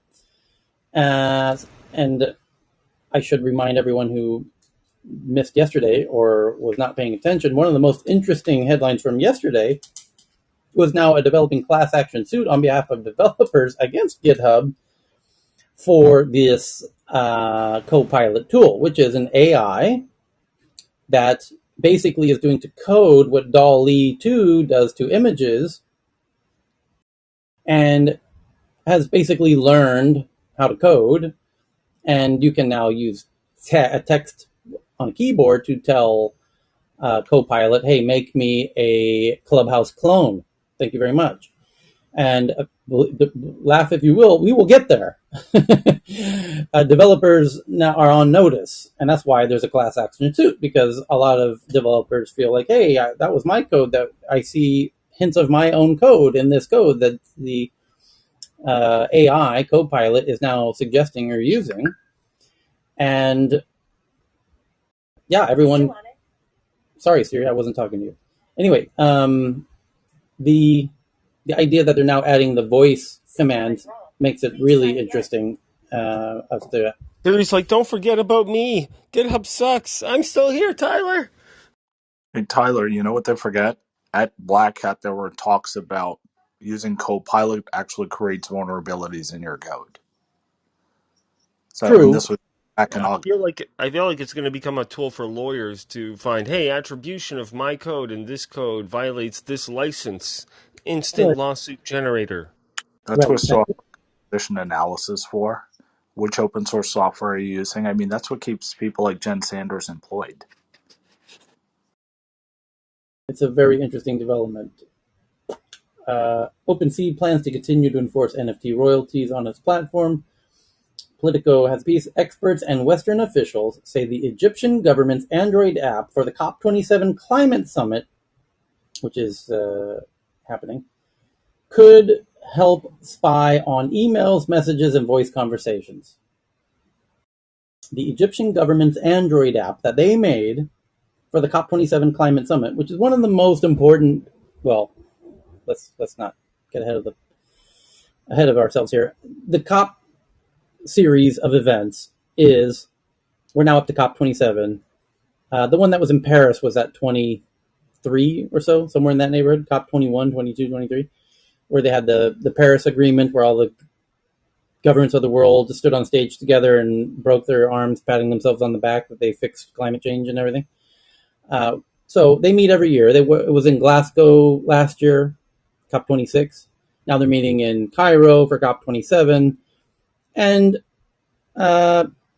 arguably not enough is happening at these annual gatherings, these world summits of around climate change by world leaders. And anyway, Egypt is hosting COP27, and the point that Politico's making here is very important, that experts and Western officials say that the Egyptian government's Android app for this event, COP27, could help spy on emails, messages, voice conversations, etc. Yeah, that kind of That's gets it. not. Yeah, that's usually the case with these kind of events. I know when the Canadian Olympic team went to Russia, they brought with themselves a few kit in terms of like high tech monitoring sensors and all that kind of stuff, and they found that the ice was being reduced by a certain temperature because they were using a laser thermometer to see how much the Russians were giving themselves an advantage. So every country does this. It's just funny to see that happen so blatantly. In previous years, they used to just sneak it into the USB keys. So if you ever gone to one of those conferences and been like, awesome, a free USB key, you'd be surprised by how often you can just drop off a random USB key and hundreds of people will try to plug it in, see that there's nothing there, and throw it back out as if it was just a bottle in the sea. And meanwhile, you can infect like hundreds of computers. So very easy, but strange that they would put it into the app because maybe that's more traceable. So now there might be some consequences. Interesting to see if that happens. Hey, Eric, I did that at one conference. I took all my competitors' USB keys and I replaced their freeware on there with ours. So every time they plugged it in, they got our software stuff for free instead of the competitors. See, that's why you can never plug in anything because there's always this guy and me fucking around with everybody. Are you just providing your criminal evidence? It's not criminal, it's just mischief. If you've ever gone to the It's hacker very well defined legally, yeah. if you go to the hacker, it's freeware. They're giving it out for you to take for free. If you give it back with your stuff, that's up to them. Um, if you've ever gone to these hacker conferences, it's hilarious how many of them still do this. Because USBs have always, I mean, hell, they used it to take over the DoD with a polymorphic worm back in 2008. So Mark Scott, an old acquaintance, wrote this piece. He covers tech for Politico. He used to be at New York Times. Now he's been at Politico for a couple of years now, based out of London. And he's one of the good ones that still do good work like this. So kudos to Mark for this piece. The advice of the experts is don't download this app, whatever you do. So I'll retweet Mark's article here from his personal Twitter account. And then we go to the Wall Street Journal one, that according to them sources, Amazon launches a cost-cutting review focused on unprofitable businesses, and we covered that. And what else? A look at GOP plans for big tech if they take the House. Few new laws, hearings on Meta, Twitter, Google, and others chipping away at Section 230 and more. Washington Post has a piece doing a look at Birdwatch, soon to be renamed Community Notes, as Twitter scales back professional debunkings. 194 people submitted notes posted in the last month. Yeah. Now, kudos to the Washington Post for looking at this, because this is actually important, because this is what likely will is one of the biggest threats to them. And kudos to them for tackling it head on, and it's written by Taylor Lorenz. So I'm doing what I never thought I'd do and applauding Taylor Lorenz for writing this piece. She knows a threat to her future when she sees one. So, although she's trying to downplay it and trivialize it and mock it, but it will be her downfall.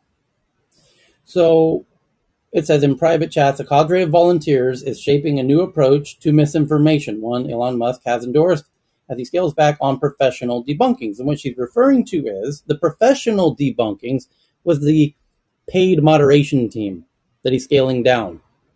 And what he's scaling up is what internally Twitter had called bird watching, which he's renaming community notes.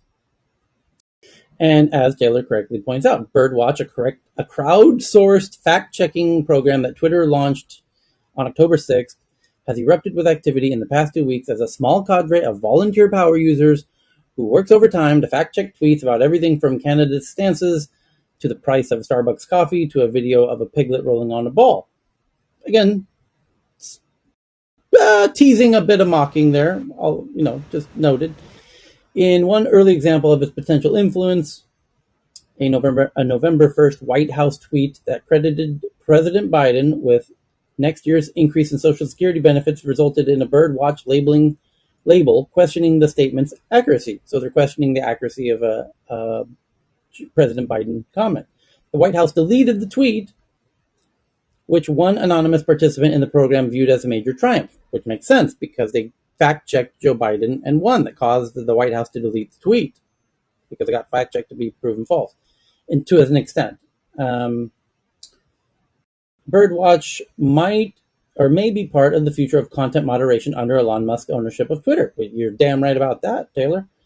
Where layoffs claimed half the staff, including an undermined number of people who are responsible for vetting questionable posts on the site. Musk has endorsed it, tweeting on Sunday that Birdwatch, soon to be known as Community Notes, is an incredible potential for improving information accuracy on Twitter. But the real battle over Birdwatch's value is likely to take place now that the midterms polls have closed and the program's volunteers are shifting through tweets by candidates prematurely claiming victory, alleging voter fraud, or making other uncertain claims. Birdwatch takes a Wikipedia-like approach to fact-checking that relies on a consensus of highly engaged amateurs rather than professional journalists or content moderators to decide which tweets deserve debunking or could benefit from added context. Its supporters tout that bottom-up approach is as an answer to the rising mistrust that has greeted fact-checking efforts by mainstream news outlets and social media sites. She's she's being actually quite fair in its description here, and she's right. And Elon does think this is the solution because, by the way, self-driving vehicles, maybe you've heard of these cars that drive themselves, that's also done by training an AI based on user-generated input, which is the cameras of all of the individual cars. And the AI is smart enough to learn from all of that data to teach a car how to drive itself. So Elon, I would argue correctly, thinks that similarly humans can train, just like when they drive the car, the AI can learn from the humans to give the appropriate signals about tweets, and eventually will learn to be able to moderate AI moderation. There's an Which, interesting there's an interesting example with Tesla because any input from the user was seen as an error. So anytime you'd have to do any moderation, that is a simple fitness function for training these kind of systems. So I think Elon's quite well equipped to navigate that kind of problem. so it's a lengthy piece. It's actually a good piece, and it's smart of her to dive into this because this is important to the future of her job and all journalists. And she's the one smart enough to actually and courageous enough to go look at it head on to see what it's really about and to dive into it. I'll give her the benefit of the doubt that she's earnest in wanting to dive into it. I applaud the effort. No doubt, like most journalists who generally just don't understand tech fundamentally, they will write it off as ridiculous, as journalists historically typically do about tech that seems too far over the horizon. And yet we are on the brink of self-driving cars, and we will get to AI automation of moderation of this content. And the bots will be addressed, and the headlines will write themselves, and the fact checking will be automated, and the humans will do it eventually. The humans are doing it right now under bird watching. They're going to train the algorithm, and the algorithm will eventually surpass the humans, as they've continually done in all kinds of categories, from chess to ping pong and poker and everything else. So for the time being, yeah, there's no there. By the way, Facebook uses AI moderation currently for 5% of its moderation, and it still needs humans to continue to train those algorithms. And that percent will grow over time, just like text to speech.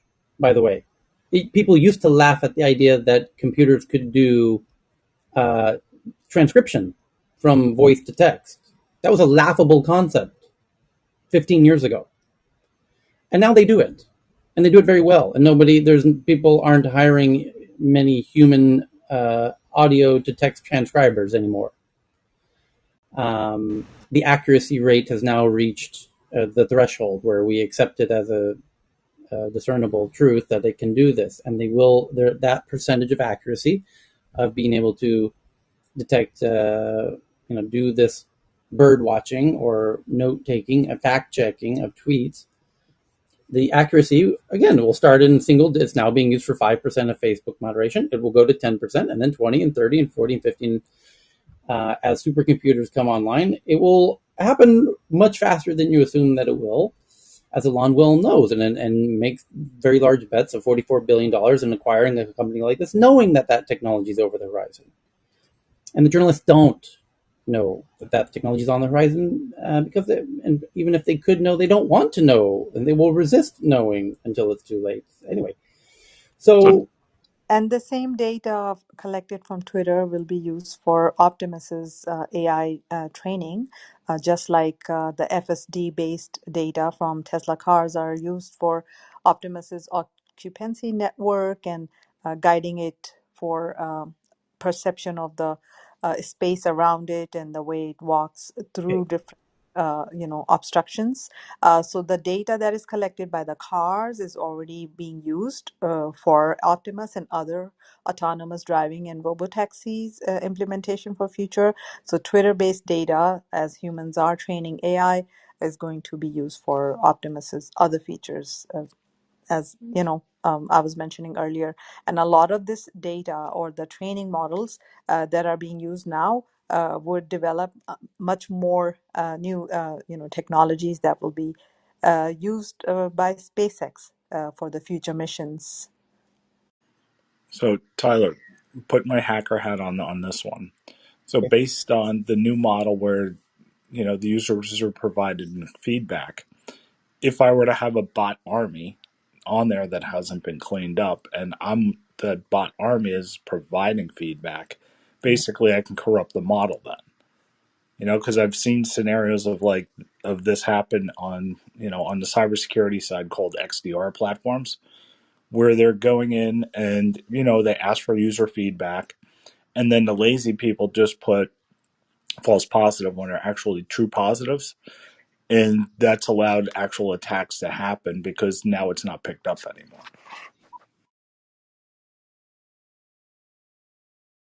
okay. Um, Conscientious new fact-checking project. How it really works? Well, it's still done by humans. It's done by crowdsource in a very similar way to Wikipedia, as Taylor correctly points out. I will remind you that Wikipedia has essentially become the default encyclopedia for the world, and has put traditional encyclopedias very well out of business for the most part. So this is no trivial thing, using this approach that Wikipedia deserves a lot of credit for popularizing. And it can have equal, if not even bigger, impact in this context. Even though that's a large statement, because I have incredible respect for what Wikipedia has accomplished. So other article. Here's an article from Wired. Law enforcement officers specializing in cryptocurrency investigations are leaving government agencies to join companies like Binance, Coinbase, etc. Interesting, that one. Substack adds the ability to hyperlink mentions of other Substack writers or publications in posts. Oh, well, fantastic. You figured out how to do anchors or account linking. Wow. That seemed like it should have been high on the to-do list. Amazon becomes the world's first public company to lose $1 trillion in market value because it's now at about 880 billion, where it was previously at 1,880 billion a year ago. That's because most companies don't even get to a trillion. So you don't get there, you can't lose it. Fair enough, yeah. Microsoft begins to roll out iCloud Photos integration in Windows 11 through an update through the Windows Photo app. That's cool. So you can now, the bridges are being built between the ecosystems to an extent, where if you're an Apple iPhone user and a Windows desktop user, of which I'm sure there's a ton of people who do that actually.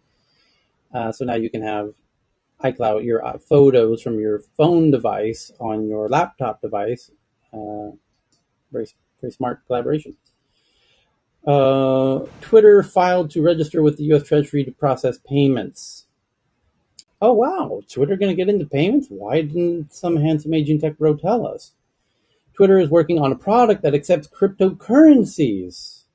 Wow. Why didn't the aging tech bro tell us that a Yeah. year ago? Yeah, Uh, well, but is that a market that anybody wants to be in right now? You know, if it's Bitcoin, I can see why. This would, as I've said from the beginning a year and a half ago, this would be the first large scale use case for Bitcoin. As I asked Ned, who just got fired as the CFO of Twitter, in an interview, which Cheryl was in the audience for, and I said, Ned, is it possible that Twitter will make a wallet to enable transactions for purchases and selling of products and services on Twitter? And might that wallet enable not just fiats but also cryptocurrencies, as there's a lot of international users who might really benefit from a Lightning Network enabled Bitcoin transactions? And might that not become the first broad use case for international use of Bitcoin transactions? And he says, I cannot confirm or deny, etc. And I think the wheels were set in motion even a year and a half ago on this, but that now Twitter's filing to register with the US Treasury to process payments and working on a payment that accepts cryptocurrencies. And this article says, including Doge. Well, you might as well, but I think Bitcoin will be the focus, and it'll probably do Ethereum as well. But very cool development there. And Elon alluded to it in its interview 24 hours ago that the payments piece is huge. Yep, he did a company called PayPal after all, which is all about payments, but notably lacked a lot of reasons to enable you to send and receive such payments in the way that Twitter now does, now that it's enabling e-commerce directly there. And it likely very soon, hint, hint, wink, wink, become the easiest way to sell anything. Yes, even easier than Facebook Marketplace. Much easier, much broader. So, And Tyler, go ahead. he'll Yes. be able to go into competition with Stripe then, because he's basically going to collect all the same stuff Stripe does.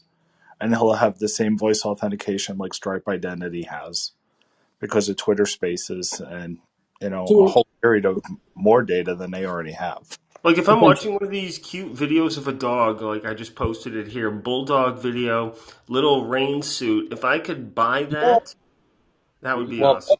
better yet, all of the video content. By the way, YouTube doesn't turn on monetization for everybody. Not everybody who's uploading videos to YouTube gets compensated. And in YouTube, you earn, uh, well, you have potentially Twitter is arranged in a way as a social graph of interests where it could, in many cases, be optimal even to YouTube in allowing discovery of video based content. So that I would be more interested in the video content of the people I follow on Twitter than in YouTube. Um, we'll see. But the idea that anyone will be able to monetize because there will be an ad network. Twitter already has an ad network that the ads will pre-appear as pre-rolls to your Twitter videos, and you'll get compensated. And Elon's alluding at better than 55% of the ad money for that video play. By the way, Facebook pays 55% to the content creators. Musk is saying, why wouldn't we give more? We currently give zero. So if people are being paid in comparable amounts to what they make on YouTube, but why wouldn't the YouTube uploaders also upload to Twitter? Of course, they probably would, many of them. And now you're going to have an incredible, every YouTube content creator also having Twitter accounts that they upload everything to. And now you've got the beginnings of a TikTok competitor, or YouTube, a very legitimate YouTube competitor, and potentially TikTok competitor. So we've now exhausted the boring headlines. Did anyone have a headline that we missed before we get into the tweets? Or did anyone have a tweet they want to get into that they found since we met yesterday?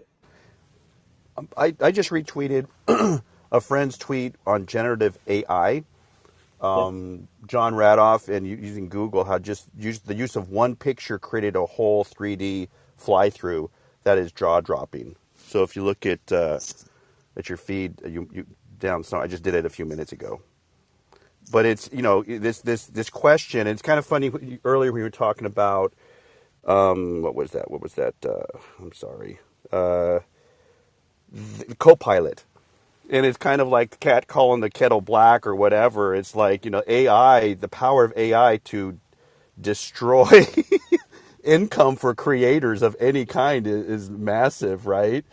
So, it's not going to do it to the radiologists, right? But it's going to probably just demolish certain other job descriptions and things like that. So I mean, certainly take a look at it, and we talk about it all the time in this room. But there's absolutely no question that apps and these marketplaces that are largely just run by generative AI are going to gut creative teams, marketing agencies, and in-house marketing teams, and then in game development. It's really the genie is out of the box. You guys hear me talk about this all the time. We need to be sensible about how this emergent AI gets rationalized at the kind of society we want to have, and I talk about taxing AI and things like that just to help maintain a rational deployment of this new technology. It's really serious, and I will say, as somebody who leans left in my politics, to hear that one of the things that the emergent House will do is really look at the Rule 230, because that is another area that we need some level of rationalization or re-rationalization, I think, now at this point in time. Thanks for letting me share some thoughts, Twitter. Sorry, I Tyler. think the idea that something like a radiologist won't lose their job, I think that that's not impossible. I think a lot of people, like software ate the world. Now AI is eating software, and it's a matter of what's the minimum size of a team to solve any one task. That has gotten smaller. The amount of problems that humanity has to solve has gotten bigger because we've created a bunch and trying to just solve a few. So, in terms of will humans always have something to do, the capacity for humans to create meaningful or at least compensatory work for other humans, I think that's always going to be a thing. The transition, I think, maybe what you're getting at, David, that's going to be the rough part, and we're You know what, seeing the Eric? start of that. I chose radiologists specifically because they will be protected by the AMA and other forces in that industry, guaranteed for sure. There was an Well, and outsourcing. Anyways, I wanted to offer that as how prospectively one industry is going to actually thwart. AI is sweeping in. In fact, it was Stanford as as a melanoma survivor myself, I mean the use of AI in image processing, which is uniquely totally badass at, is really helpful. But is it going to just gut radiologists and things like that? Is my point is that that industry will probably succeed in managing how to use it as a means of extending the capability of the human worker versus just completely outsourcing to the machine. Well, a lot of Yeah, medical are I've burning out mentioned now. this. Yeah, Yeah, I've mentioned Sorry, this. AMA does not protect physicians' right at all, David. This is a misconception. Thank you, but John, that was John. Sorry, John. Please.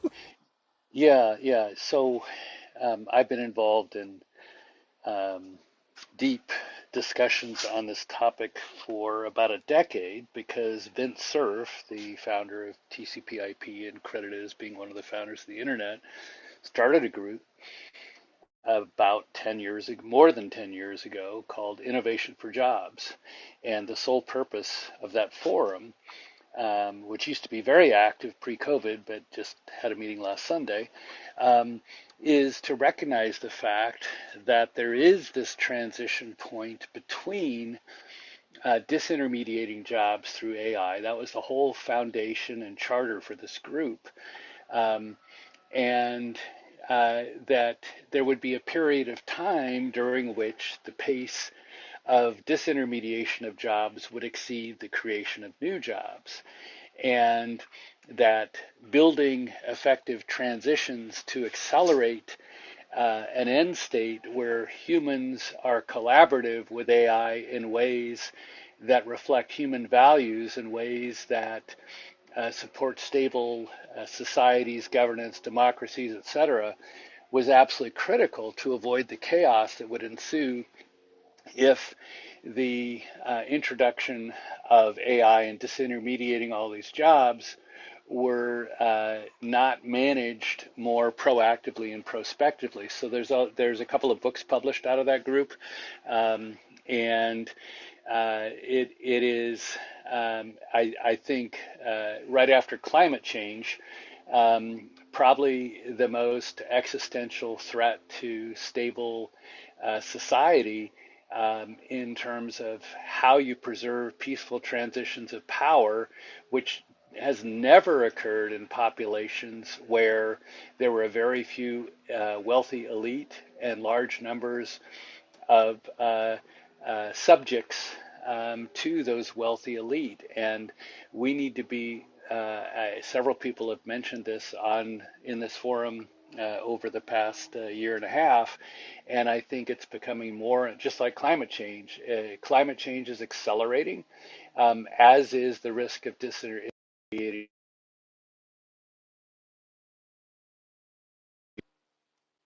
Sorry, I had an incoming call. The acceleration of disintermediating jobs needs to be managed in ways that are targeted towards peaceful transitions of power, or we will be left with either a, classic um, uh, separation of the few elite from the many, or we will be left with anarchy because of the number of jobless people. And having a job does not mean necessarily um, that there is a product that is the result.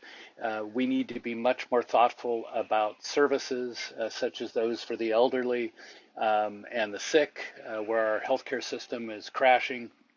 Um, and so there's a lot of very thoughtful dialogue that's long-standing on this topic, but hasn't yet materialized into the creation of collaborative robotics and collaborative AI, where the human value factor and the preservation of meaning and purpose in life is preserved. And just Arthur C. Clarke um, said nearly a century ago that, not quite that long, but many, many decades ago, that the goal of technology should be to create more leisure time. And while that's happening, We need to be very mindful of the fact that if all people have is leisure time and there is no purpose vis-a-vis helping each other, we are abandoning one of the fundamental tenets of what it means to be human. Mic drop. Thank you, John. Holy cow. Yeah, it's like how to humanity for the next century or the next millennia. I think we really have to rethink that. It's not necessarily about growth, it's not necessarily about profits, it's about people, it's about purpose. And I think that's what can actually bring humanity as a civilization to other planets if we can get past some of these little hurdles here. And I say little, but they're actually quite big problems because how you can retrain people, I think historically retraining has been awful. And IBM, who's been really good at retraining its workforce, has found that to be very challenging through the 3 or 4 industries that they've pivoted that I'm familiar with. It's quite the challenge. So not sure how to address that, but perhaps minimum guaranteed income is something that could be a failsafe, although incentive, I don't feel that most people are self-driven.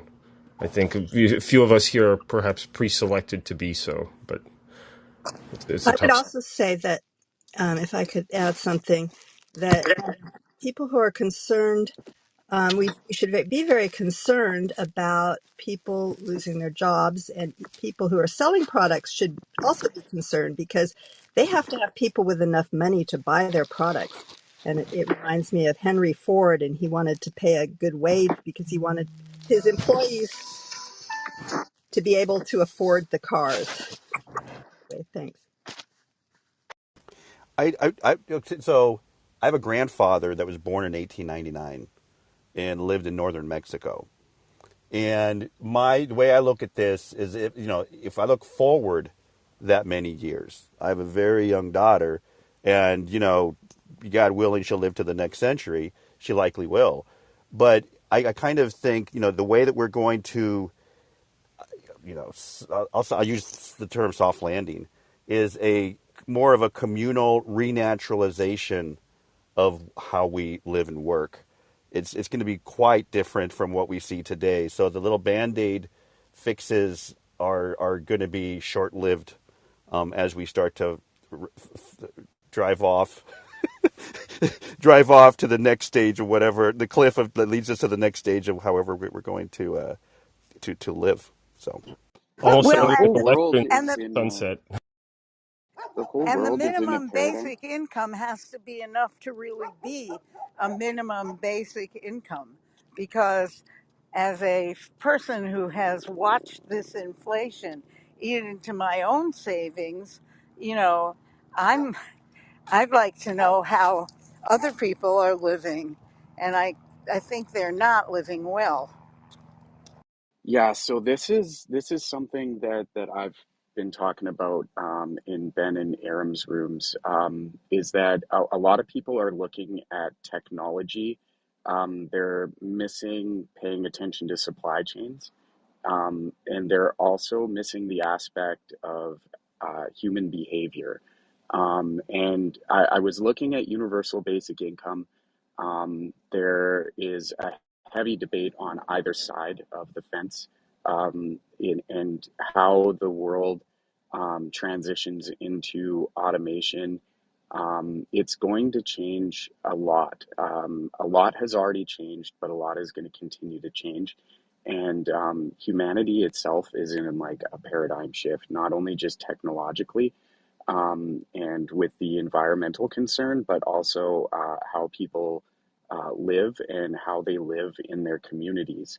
And I think it's going to be a remodeling of how communities work, that is actually going to better solve the problem of climate change than it is actual technology, because economically, anyone coming out with the technology is going to want to make money. And also, then we look at the workforce. Any unskilled part of the workforce is going to be phased out as different people who are bringing different technological advances to the market continue to profit. So it is going to be something that anyone paying attention to is looking at. I won't go into it, but there is like the phrase, the Great Reset, that will put people's minds in different modes depending on their view of that. But the system also have to be restructured in order to actually solve the problem or help alleviate the problem of climate change. And it can't just be people sitting on their homes learning about technology and praying that this technology is going to save humanity. It's going to be more of how humanity behaves as a whole. And I think the community aspect of what David was talking about there is huge. Another announcement, I guess, Foxconn, which is a company of Apple's, was received a bunch of money from Saudi Arabia to make electronic vehicles. And then the other for news article that I dropped in the back channel was a MIT article talking about election interference.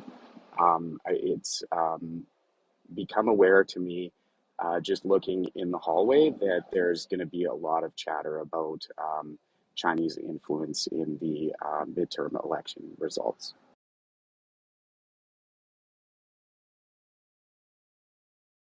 Okay, now into the tweets. Do we want to do the tweets? BB has from South China Morning Post: Chinese AI aims to give Chinese astronauts, a makeover in space. Researchers say the AI technology can boost China's soft power by beautifying the crew of the Chinese space station so that they, look younger, healthier, you know, and that's really going to give them an edge. What an interesting But use. I think the point is the second one. It says this AI also considers sensitive hardware in other national security sectors. I think that might be the more likely scenario. That Yeah. It sounds like they're selling that, hey, look, this is face cream that bleaches your skin. I'm like, what? I'm like, here, all of us are trying to get tans so we don't look like a bunch of pale ghosts. And this is the focus. I find that that's very strange. Although, if there it's is a not. health benefit Uh, here with the What are technology you in talking space, about, Eric? Eric, Pale there's goat? a fundamentally huge reason why Asians the world over try to look lighter and not darker. I know it's And because So I would say beautiful. historically there's a very sad reason, and I'm saying that we should stop even entertaining that. And every time I come across these things, I want to say how silly that sounds. I want to look like I'm tanned. I want to look like okay, people, yes, the same right? reason that you want to look lighter, because tan with Westerners means that you have the economic means of traveling and There going to there is places that health correlates, but yes, I agree. I agree. mean you have the economic means of going to places that have sun. Nowhere more is this true than in Sweden, by the way, where people intentionally burn themselves to a goddamn crisp to show that they traveled out of Sweden for the summer. It's subconsciously, semi-consciously, a an alternative to a Gucci handbag.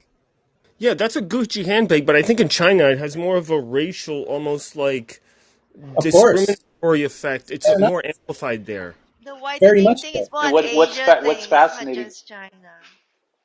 What's fascinating is that in the 19th century, a prestigious skin tone was one that was never exposed to the sun, because that Correct, meant that you were elite enough not to have to work in the sun.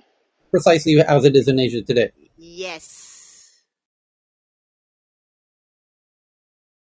So, the next article that I have from BB from South China Morning Post that China launches free trade talks with El Salvador and will begin free trade talks with the aim of finalizing a deal as soon as possible with El Salvador. Chile, Peru, Costa Rica have free trade deals with China and Beijing, and is talking to 5 other Latin American nations about future agreements. As China rushes to make free trade agreements with every country it possibly can before it's locked out of the new World Order 2.0. So not a They'll be the surprise at all. ones laugh. They'll be the Yeah. ones laughing if they have all the lithium. Well, until we come up with the next generation battery, which isn't lithium dependent. What is the incentive for El Salvador? That they don't even have a seaport, so it's a weird, So they would very probably poor pollute country. their groundwater. Yeah, so like extracting those metals is very water intensive. So unless you have the water table resources, it might be dangerous just for the local people. I think China's several examples of this where they had huge geographic type landscape projects, and there were like unintended consequences of that kind of sort, where either a water table collapsed or something like that. So it could be quite dangerous. So this touches on one of the biggest developments going on at the moment. Perhaps one of the most important articles that came out, or facts that was revealed in the past 48 hours, is Russia's foreign minister claims. I will pin this to the top of the room. This is the big deal. This is the big deal. Here it comes. Boom. There you go. Lavrov claims, the Russian foreign minister, at least a dozen countries interested in joining the Russian-China alliance. Lavrov explains why the Taliban not invited to Moscow for Afghanistan meeting. The Russian foreign minister said on Tuesday that at least a dozen countries are interested in joining the emerging economy bloc that they're calling BRICS and now BRICS Plus, which is Brazil, Russia, India, China, South America. Quote, interest in the global association is very, very high and continues to grow. Before I read more, let me remind you, the entire point of this alliance is to trade outside of the US dollar. The stated point, I'm not projecting anything there. I'm not imagining or supposing or assuming. This is the stated purpose of this alliance, is they're tired of doing trade in dollars. Why are they tired of doing trade in dollars? Because dollars can be sanctioned. Trade can be sanctioned. Russia's going through a bit of this itself at the moment. And Russia would love to trade in something outside of dollars that the U.S. doesn't control so that it can do trade and not be held to these U.S. COP sanctions. So Iran signing up for that because Iran's suffered as part of these sanctions. You can imagine Cuba might as well. And now you know why the U.S. and Cuba are starting to warm up relationships again, so they can talk Cuba out of joining it. And this is why Lavrov is trying to project that everyone wants to join our team, the good guys. You don't want to be part of the bad guys, the West, those white devils. You want to be part of the BRICS Plus. Come join BRICS Plus. So currently, the BRICS countries, Brazil, Russia, India, China, and South Africa, are working out formal criteria for entering the bloc. Lavrov says, quote, since the applications are already being submitted officially, of course, we expect that working out the criteria and principles for admitting new members to BRICS will not take too long. So they're showing we're hot. We're the hot new piece of meat on the block. But will they have a blue check mark, though? That's my question. Lavrov praised Russia-India collaboration, saying the bilateral trade volume will soon reach 30 billion, and they are desperate to try and hold on to India, which probably won't last anyways. But they want to stay optimistic. He also informed that Russia and India continue discussions on the joint production of advanced weapons, and the countries successfully develop cooperation in the area of atomic energy and space exploration, and any fucking thing we can get them to do, because India is what even holds their little dream together. The minister said he also briefed India about details of Russia's special military operation in Ukraine. We discussed the situation that is currently developing around the attempts of our Western colleagues under the pretext of Ukrainian events to strengthen their dominant role in world affairs and not allowing the democratization of international relations. That's the Kremlin twist on reality. That's their projection of their own reality distortion fields at work there. Lavrov also explained why the representatives of the Taliban were not invited to a meeting on Afghanistan to be held in Moscow next week, and etc. Now, there was an interesting Twitter thread about this where someone asked, what is the practical gains from joining BRICS? I have identified zero so far. And somebody responded saying, not getting sanctioned by the World Cup is the reason. And the first person who asked the question said, no, Russia has been heavily sanctioned recently, and its BRICS allies abide by those sanctions. And the second person says, ask yourself why. Dollar dependent. That is why those countries joining BRICS are hoping to break. That is what they're hoping to break. The first person who asked the original question says, and it probably ends with hopes. Their citizens, especially the rich ones, love dollars and other Western currencies much more than their own. And that's an incredibly important point, which is Chinese people would sell their dogs and much more and anything else if they could get their money out of yen. And that's why China is going to extreme measures to prevent its own citizens from transferring their wealth out of yen. I preferably into dollars would be their first choice, or anything else would be suitable. Russia, the same. Russians would love to get their money out of Russia and into any other currencies, and they have an easier chance of doing it than the Chinese. The Chinese is getting nigh impossible. They even stop people from carrying gold watches across the borders now at this point for fear of them transferring wealth out of the country. That's how controlling it's gotten. So it's a great point that despite what the countries are trying to do, what it really comes down to is the citizens, and you can only force the hand so much. And then the second person who was saying that, espousing the likelihood of this alliance says, perhaps nobody knows. It's a big political theater in dangerous times. Well, they're kind of right about that, but the the person who made the comment about what the citizens would prefer is the winning point in that argument, which is there would China would implode overnight if Chinese people could transfer their wealth out of the Chinese currency, which they would all love to do right now for dollars for donuts. They would love to make those trades right now. They would happily give a 50% commission to do that, just to give you an idea of how desperate they would be to do that. So let's see how this little game of chicken plays out with this BRICS trying to create an alliance of trade outside of the US dollar. But by the way, make note, the grand move in this chessboard to some degree is Saudi Arabia. Because as soon as China can trade in oil outside of dollars, shit gets very interesting on the chessboard. And the US knows this, and that's why watch what's going to happen with Saudi Arabia. Shit's going to get very wild with Saudi Arabia and how MBS is teasing how he's going to allow trade outside of US dollars. The sovereignty of Saudi Arabia is only recognized as a condition that they trade their oil in US dollars. Hold that thought in your head.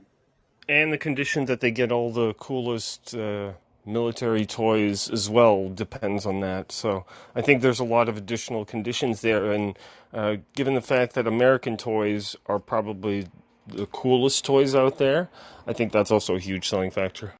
That is the protection. The reason Saudi Arabia barely has a military at all to consider is because part of the condition is that the U.S. will not only recognize Saudi sovereignty, that the House of Saud is in fact the ruling party of the rulers of Saudi Arabia, but that the U.S. would protect them, use the U.S. military to protect them, and that would obviously change very, very quickly if the Saudis started allowing trade outside of U.S. dollars. The U.S. would perhaps no longer even recognize Saudi as a sovereign state, and certainly would no longer spend a penny protecting it.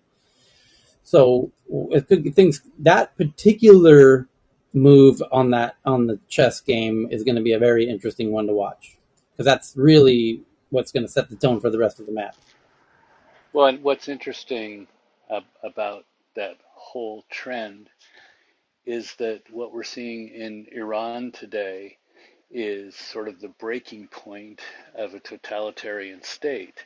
And so earlier, when we were talking about some of these same issues, I searched on Orwell's books to find out how sales are going and where it's available. And 1984, his classic, was #6 bestseller on January 21st of 2020 in the U.S. And then I looked to see if it was available in China, and his books are all still available in China. So I think a hallmark of when things are approaching more of a Iran-like breaking point would be uh, uh, heralded by the banning of Orwell's books in China, which has not yet occurred. But if you look at how totalitarian states are banding together in the new duality of Pax Americana versus economic China, Russia, and other axes, um, we may see more breaking points that look like Iran. But then the big question becomes how much does the savvy implementation of social credit kind of technology, such as exists with Zima Alipay and other similar products, how much will that forestall those breaking points, and how much more disruptive will those breaking points become? So I just pinned what really might be the most important article to come out in recent days. Mind you, it's from the Global Times, which is the CCP's official mouthpiece. So this is literally notes from Uncle G himself. So they don't tend to be the most accurate. They require a Mount Everest-sized grain of salt to be taken with them. And the headline says very clearly, U.S. oil for security formula with Saudi Arabia, the formula I just referred to a minute ago, where the U.S. protects Saudi Arabia and recognizes the sovereignty in exchange for the fact that they trade their oil in dollars. But this oil for security, meaning we give security to them and they give us oil, this U.S. oil for security formula faces setback as Saudi Arabia shows interest in joining BRICS. So why is Uncle G crafting the narrative that Saudi Arabia wants to join BRICS and is eager to let everybody know that they're thinking about joining BRICS? And are they really interested in joining BRICS? Because one might conclude or assume or project that MBS is just a crafty negotiator and knows that he can get a lot by pretending interest so that he can eventually get the U.S. to give him things that maybe currently they wouldn't ordinarily give him. Good people on both sides. Great quote. It Fine. also that's what I think it was his strategy with Germany and the German politicians and corporation leaders that went to China. That had the potential to, I guess, weaken ties between diplomatic nations. And this might be part of his strategy as well, by saying that is to build tension amongst the democratic nations. So anyway, they have no quote from Saudi Arabia. The quote that this article is based on is the uh, South African president claims. Where is it here? South African local radio station reported on Tuesday. So the source of this is South Africa's local radio station called ABC. And they reported on Tuesday that Saudi Crown Prince Mohammed bin Salman Al Saud, aka MBS, who is also Saudi Arabia's prime minister, did express Saudi Arabia's desire to be part of BRICS. And Saudi Arabia is not the only country seeking BRICS membership. So again, you cannot find a direct quote of MBS saying this. And the only thing you can find is a South African radio station that claims to cite the South African president that claims to cite MBS. And so China's biggest national outlet is running with that as a headline. That's how eager they are to try and craft that narrative.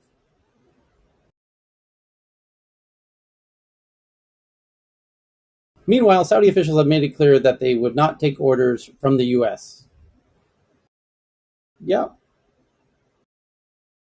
Quote, here's another quote. Quote, if Saudi Arabia joins BRICS, it would be a promotion to the Middle East countries to strengthen their ties with BRICS countries and weaken the intervention and influence of the U.S. in the area, the Beijing-based expert said. Yeah, very well said. That's exactly what would happen. Um, okay, so does Saudi Arabia want to Last be time, part? last time there was a speech like that, I think Gaddafi gave it, and then we never heard from him again. Exactly right. You're exactly right about that. And for the people who don't follow history very closely, Libya's leader Gaddafi made a similar comment just before The he died. Middle East could, and Africa could trade independently with gold and not be under the iron fist of American influence. And then yada yada yada. We never heard from him again. Bada boom, bada bang. Has anyone heard or seen from Gaddafi? He's gone. So that's right. Those that's What was he's it? As Hillary said, right? We came, we saw, he died, right? So that's yes. So I have a question though about Sorry to laugh, the but this is actually for people who don't study history. This is in fact what happened. Sorry, go ahead. there's a whole the meme video about it too, though. I'll post it in the side here so folks can have a laugh. for sorry. So for OPEC, so the numbers are very interesting. I'm trying to figure out if Saudi Arabia goes with BRICS, are they taking all of OPEC with them, or are they going to go exclusively and leave because they lead OPEC? So I don't know if they leave OPEC behind or not. I mean, obviously, if they took out OPEC, that'd be like 100% of the world's oil in BRICS. But so the things I read are that OPEC has, 80% of the world's oil, but then BRICS has 30% at least. This doesn't work mathematically. I'm not sure. Some numbers must not be correct. But I'm trying to figure out because I'm looking at the documents from the NGOs to see where all the oil is. But for the most part, um, the if Saudi Arabia actually moves all of OPEC over there, uh, that'd be bad for the rest of us. So I mean, I think prices are going to shoot up, except for those countries. It would be interesting for those countries, particularly though. It would be very interesting to see what would happen with those countries if if they had the advantage of cheap fuel at the expense of the rest of the world. We had that for a very long time, and it actually really does contribute to innovation and growth.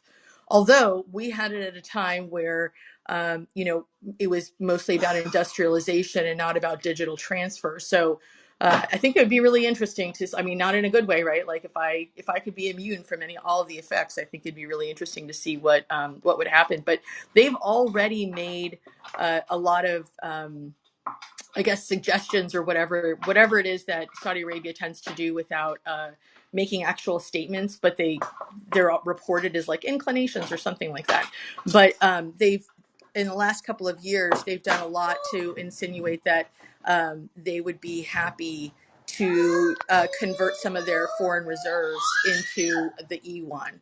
I don't know that that's happened, but they did say that they were willing to do that, which again, not great for the U.S. dollar. If you guys have been looking at what all the international organizations have been saying, like BIS and others, they've all been saying to countries whose economies are floundering right now, they're saying don't sell your reserves, don't sell your reserves, don't sell your reserves.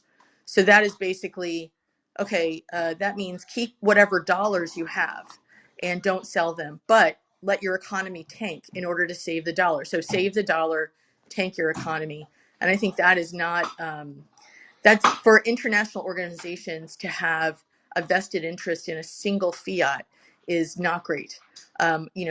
It would be better if they actually said, convert it into whatever, like another type of stable, like stable fiat or whatever it is. They would say convert it into something else. But to just say, I know that you have assets that are liquid.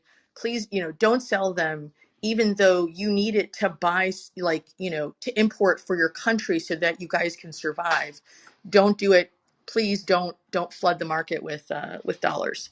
So lots of complicated things going on right now. A lot of it based on some long-term crisis of what is the role of the dollar in the future. And this has been China's long-term play, which with the E1, which really was to unseat the U.S. dollar as the foreign currency reserve of choice. And there's a lot of speculation of does the U.S. have it or not? Of course we do. I mean, you can see from the Fed papers that we've already been building this because it's in our interest to preserve the U.S. dollar as foreign currency reserve. That actually helps shore up the value of the dollar. So that's a whole other economic discussion. But I think that there's a lot here. I mean, if they join BRICS, that's really going to be problematic for most countries. It's going to be like, it's basically the ultimate bottleneck in fuel. So the only good that I could see coming out of that would be a push towards alternate energy sources. That might do it, to be honest. Ooh, so energy prices go down because oil is not traded in American dollars, so OPEC and all of them conspire against the American dollar. So boom, World War I'm III. I see it well, I'm happen. hoping not World War III. I mean, as much as painful as it is, economic battles are, less. There's less bloodshed overall when you have, an economic war as opposed to a physical, military war. But I, the taking the U.S. out of petrodollars is actually that have an enormous impact on our economy, enormous on the value of the dollar, on our ability to conduct activities overseas where we manufacture for the large for the biggest part. But the issue with manufacturing overseas, and I don't know that a lot of people have actually ever manufactured in China. I used to do a blog on American manufacturing and American companies operating in China. It was as exciting as it sounds. but it's really expensive to leave China, particularly. Not every country has this, but it's extremely, like, it's easy to set up there, but once you're there, to get all of the investment material and supplies out is really, really expensive. So that's my kid wants me to play with her. She's still homesick. But anyway, so that's going to be a huge problem. So just to keep a heads up that it looks like, well, while it may look like, oh, it's an oil thing, it's not related to dollars or the economy or how how the dollar is perceived. You remember a huge chunk of how the Fed is valuing dollars in order to determine our own supply, et cetera, also comes from our position as a foreign reserve. So there's a huge amount of impact. I think one way to think about currencies that has been useful to me is to think of them as software.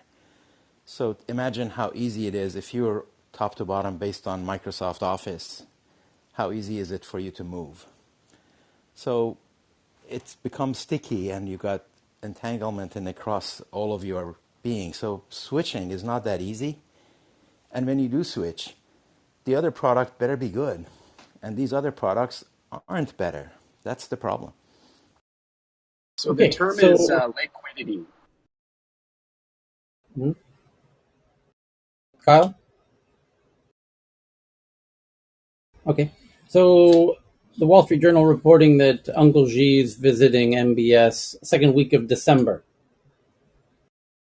Hangover Part 4. Hell yeah.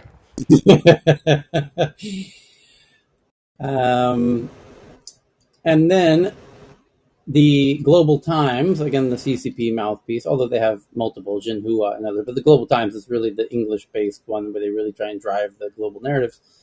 They're just reporting in the past 48 hours that Algeria application to join BRICS shows the group's attractiveness. So they were previously saying there was, I don't know, a dozen countries eager to join BRICS. And when asked to name names, they come up with Algeria has submitted an official application to join the emerging market bloc of BRICS with Brazil, Russia, India, China, South Africa. Media reports say on Monday. And they cite, here's the sources, the Algerian Foreign Ministry Special Envoy for International Partnership. Do they get sign-on bonus? The Brotherhood of the Traveling Brick. But You you get to also, kill all your journalists. is there a downside for joining? Because this happens a lot in the tech world with standards bodies, where you go and if you make it easy for people join just to have a seat at the table and see what's going on. They're not exiting anything else. They're Yeah, just Ooh, the that might be a downside. good condition to add, though. The downside is you mysteriously start having national protests. Your internet is not working. Sorry, your payment system, your transit system is no, having no, some no. I sort of don't glitch mean today. I don't mean the consequences of joining. I'm saying that to join BRICS, do you have to exit other systems, or do you just say I'm in and you're in? Um, so this leads to what I was talking about with tensions Depends how between big you diplomatic are. nations. Yeah. In India can afford to do it because they can have one foot in each pool only due to their sheer economic opportunistic size. That both sides are willing to date India simultaneously. Right. So Uh, if you're But Poland is not going to pick sides. Poland is going to go with Team America basically no matter what happens. So I think there's some countries that are in play, but so far it's not surprising. I'm only surprised by India at this point, not the other players so much.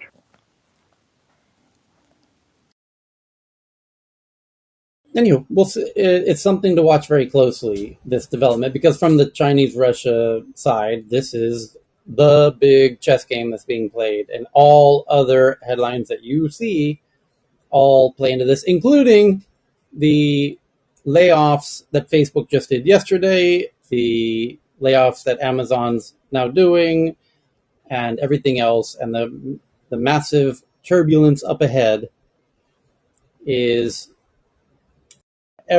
this is the big four-dimensional chess game that's being played that most people are just completely unawares of, and yet China and Russia are obsessed with. It's kind of Uh, crazy. What is it, a game B or game theory type situation where you're playing a game of Monopoly and somebody just mid game decides to open up a parallel game of another Monopoly system with its own money? It's interesting to see because I think last time Russia did this, they almost crippled their own economy in the 1980s when they tried to crash the dollar in a similar petrol type takeover. They went over this in a mini series called The Company, which is a 6 episode little story of misinformation, disinformation from the Cold War of the CIA. So, also note that if chips are the new oil, they'd be fighting yesterday's war. If they can't buy chips with whatever, they're kind of sentenced to stay in the what will be dark ages. Fair, great point, because the chips is a big piece of this chess game, and now you know why the U.S. and its allies are refusing to allow chips sales to China, notably. And in this article that I just pinned from the Global Times about how Algeria, uh, a source claims that Algeria is applying to join, although they claim there's a dozen, although mysteriously it's only Algeria who gets mentioned, although they do say that there are countries like Turkey, Saudi Arabia, and Egypt who have also expressed their interest. Well, we just read those articles, and Saudi Arabia isn't directly expressing their interest. It's the South African president being quoted by a South African radio station that is implying that Saudi Arabia is expressing interest. But anyway, the Global the Times wants neighbor's you, friend's dog walker told us. but the Global Times wants you to know that Saudi Arabia is expressing interest, and they state it that way. And they say countries like Turkey, Saudi Arabia, and Egypt, who have also expressed their interest in strengthening their ties with BRICS members. Oh, that's the best you can do. I'm not saying I'm dating Sarah. What I'm saying is uh, We're just she fucking saw with her. me across the cafeteria, and I bought a strawberry smoothie, and then 20 minutes later she brought a strawberry smoothie too. I'm just saying. I'm not saying we're going out steady, or going out Saturday night to the movies. I'm just saying when I put my chocolate syrup on my sundae, she happened to do it later the same day. That's all I'm saying. They've expressed interest in strengthening their ties with BRICS members. China is so desperate to try and imply that other countries want to join their team. This is the kind of headlines they write in their national paper. In becoming involved in the process of determining whether this application will lead to a blah blah blah blah blah. Sir Humphrey from the Prime Minister of the old show. Anywho, to be continued on that drama. And are there other? I have a bunch of tweets to jump through real quick here. And what we got here is, where did that go? Is this a dear IC? A socially aware AI adapts by asking questions of humans.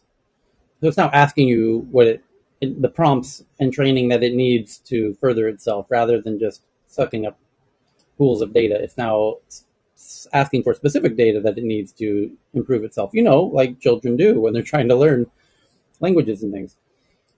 Interesting development. WeWork will exit 40 U.S. locations to cut costs, revenue, etc. Yep, you're going to start seeing a lot of headlines like that for reasons that you now know. EU antitrust regulators about to charge Meta, sources say. The commission began an investigation into the social network back in June, and now they're going to bring that shit forward. Volvo opens its vehicle tech lab in Bengaluru, India, 6,600 square foot facility. And Saudamini found this one, that hackers release abortion data after stealing Australian medical records. Oops. People affected by the breach say they have already been targeted by scammers and malware attacks. And that's what we got for today, everybody. Thank you for listening, and we'll do it again manana. Is Ben doing a room? He is. It's called Yes, How Much yes. Power to Run a Cow. And I am doing a room in a half hour, 20 minutes, actually.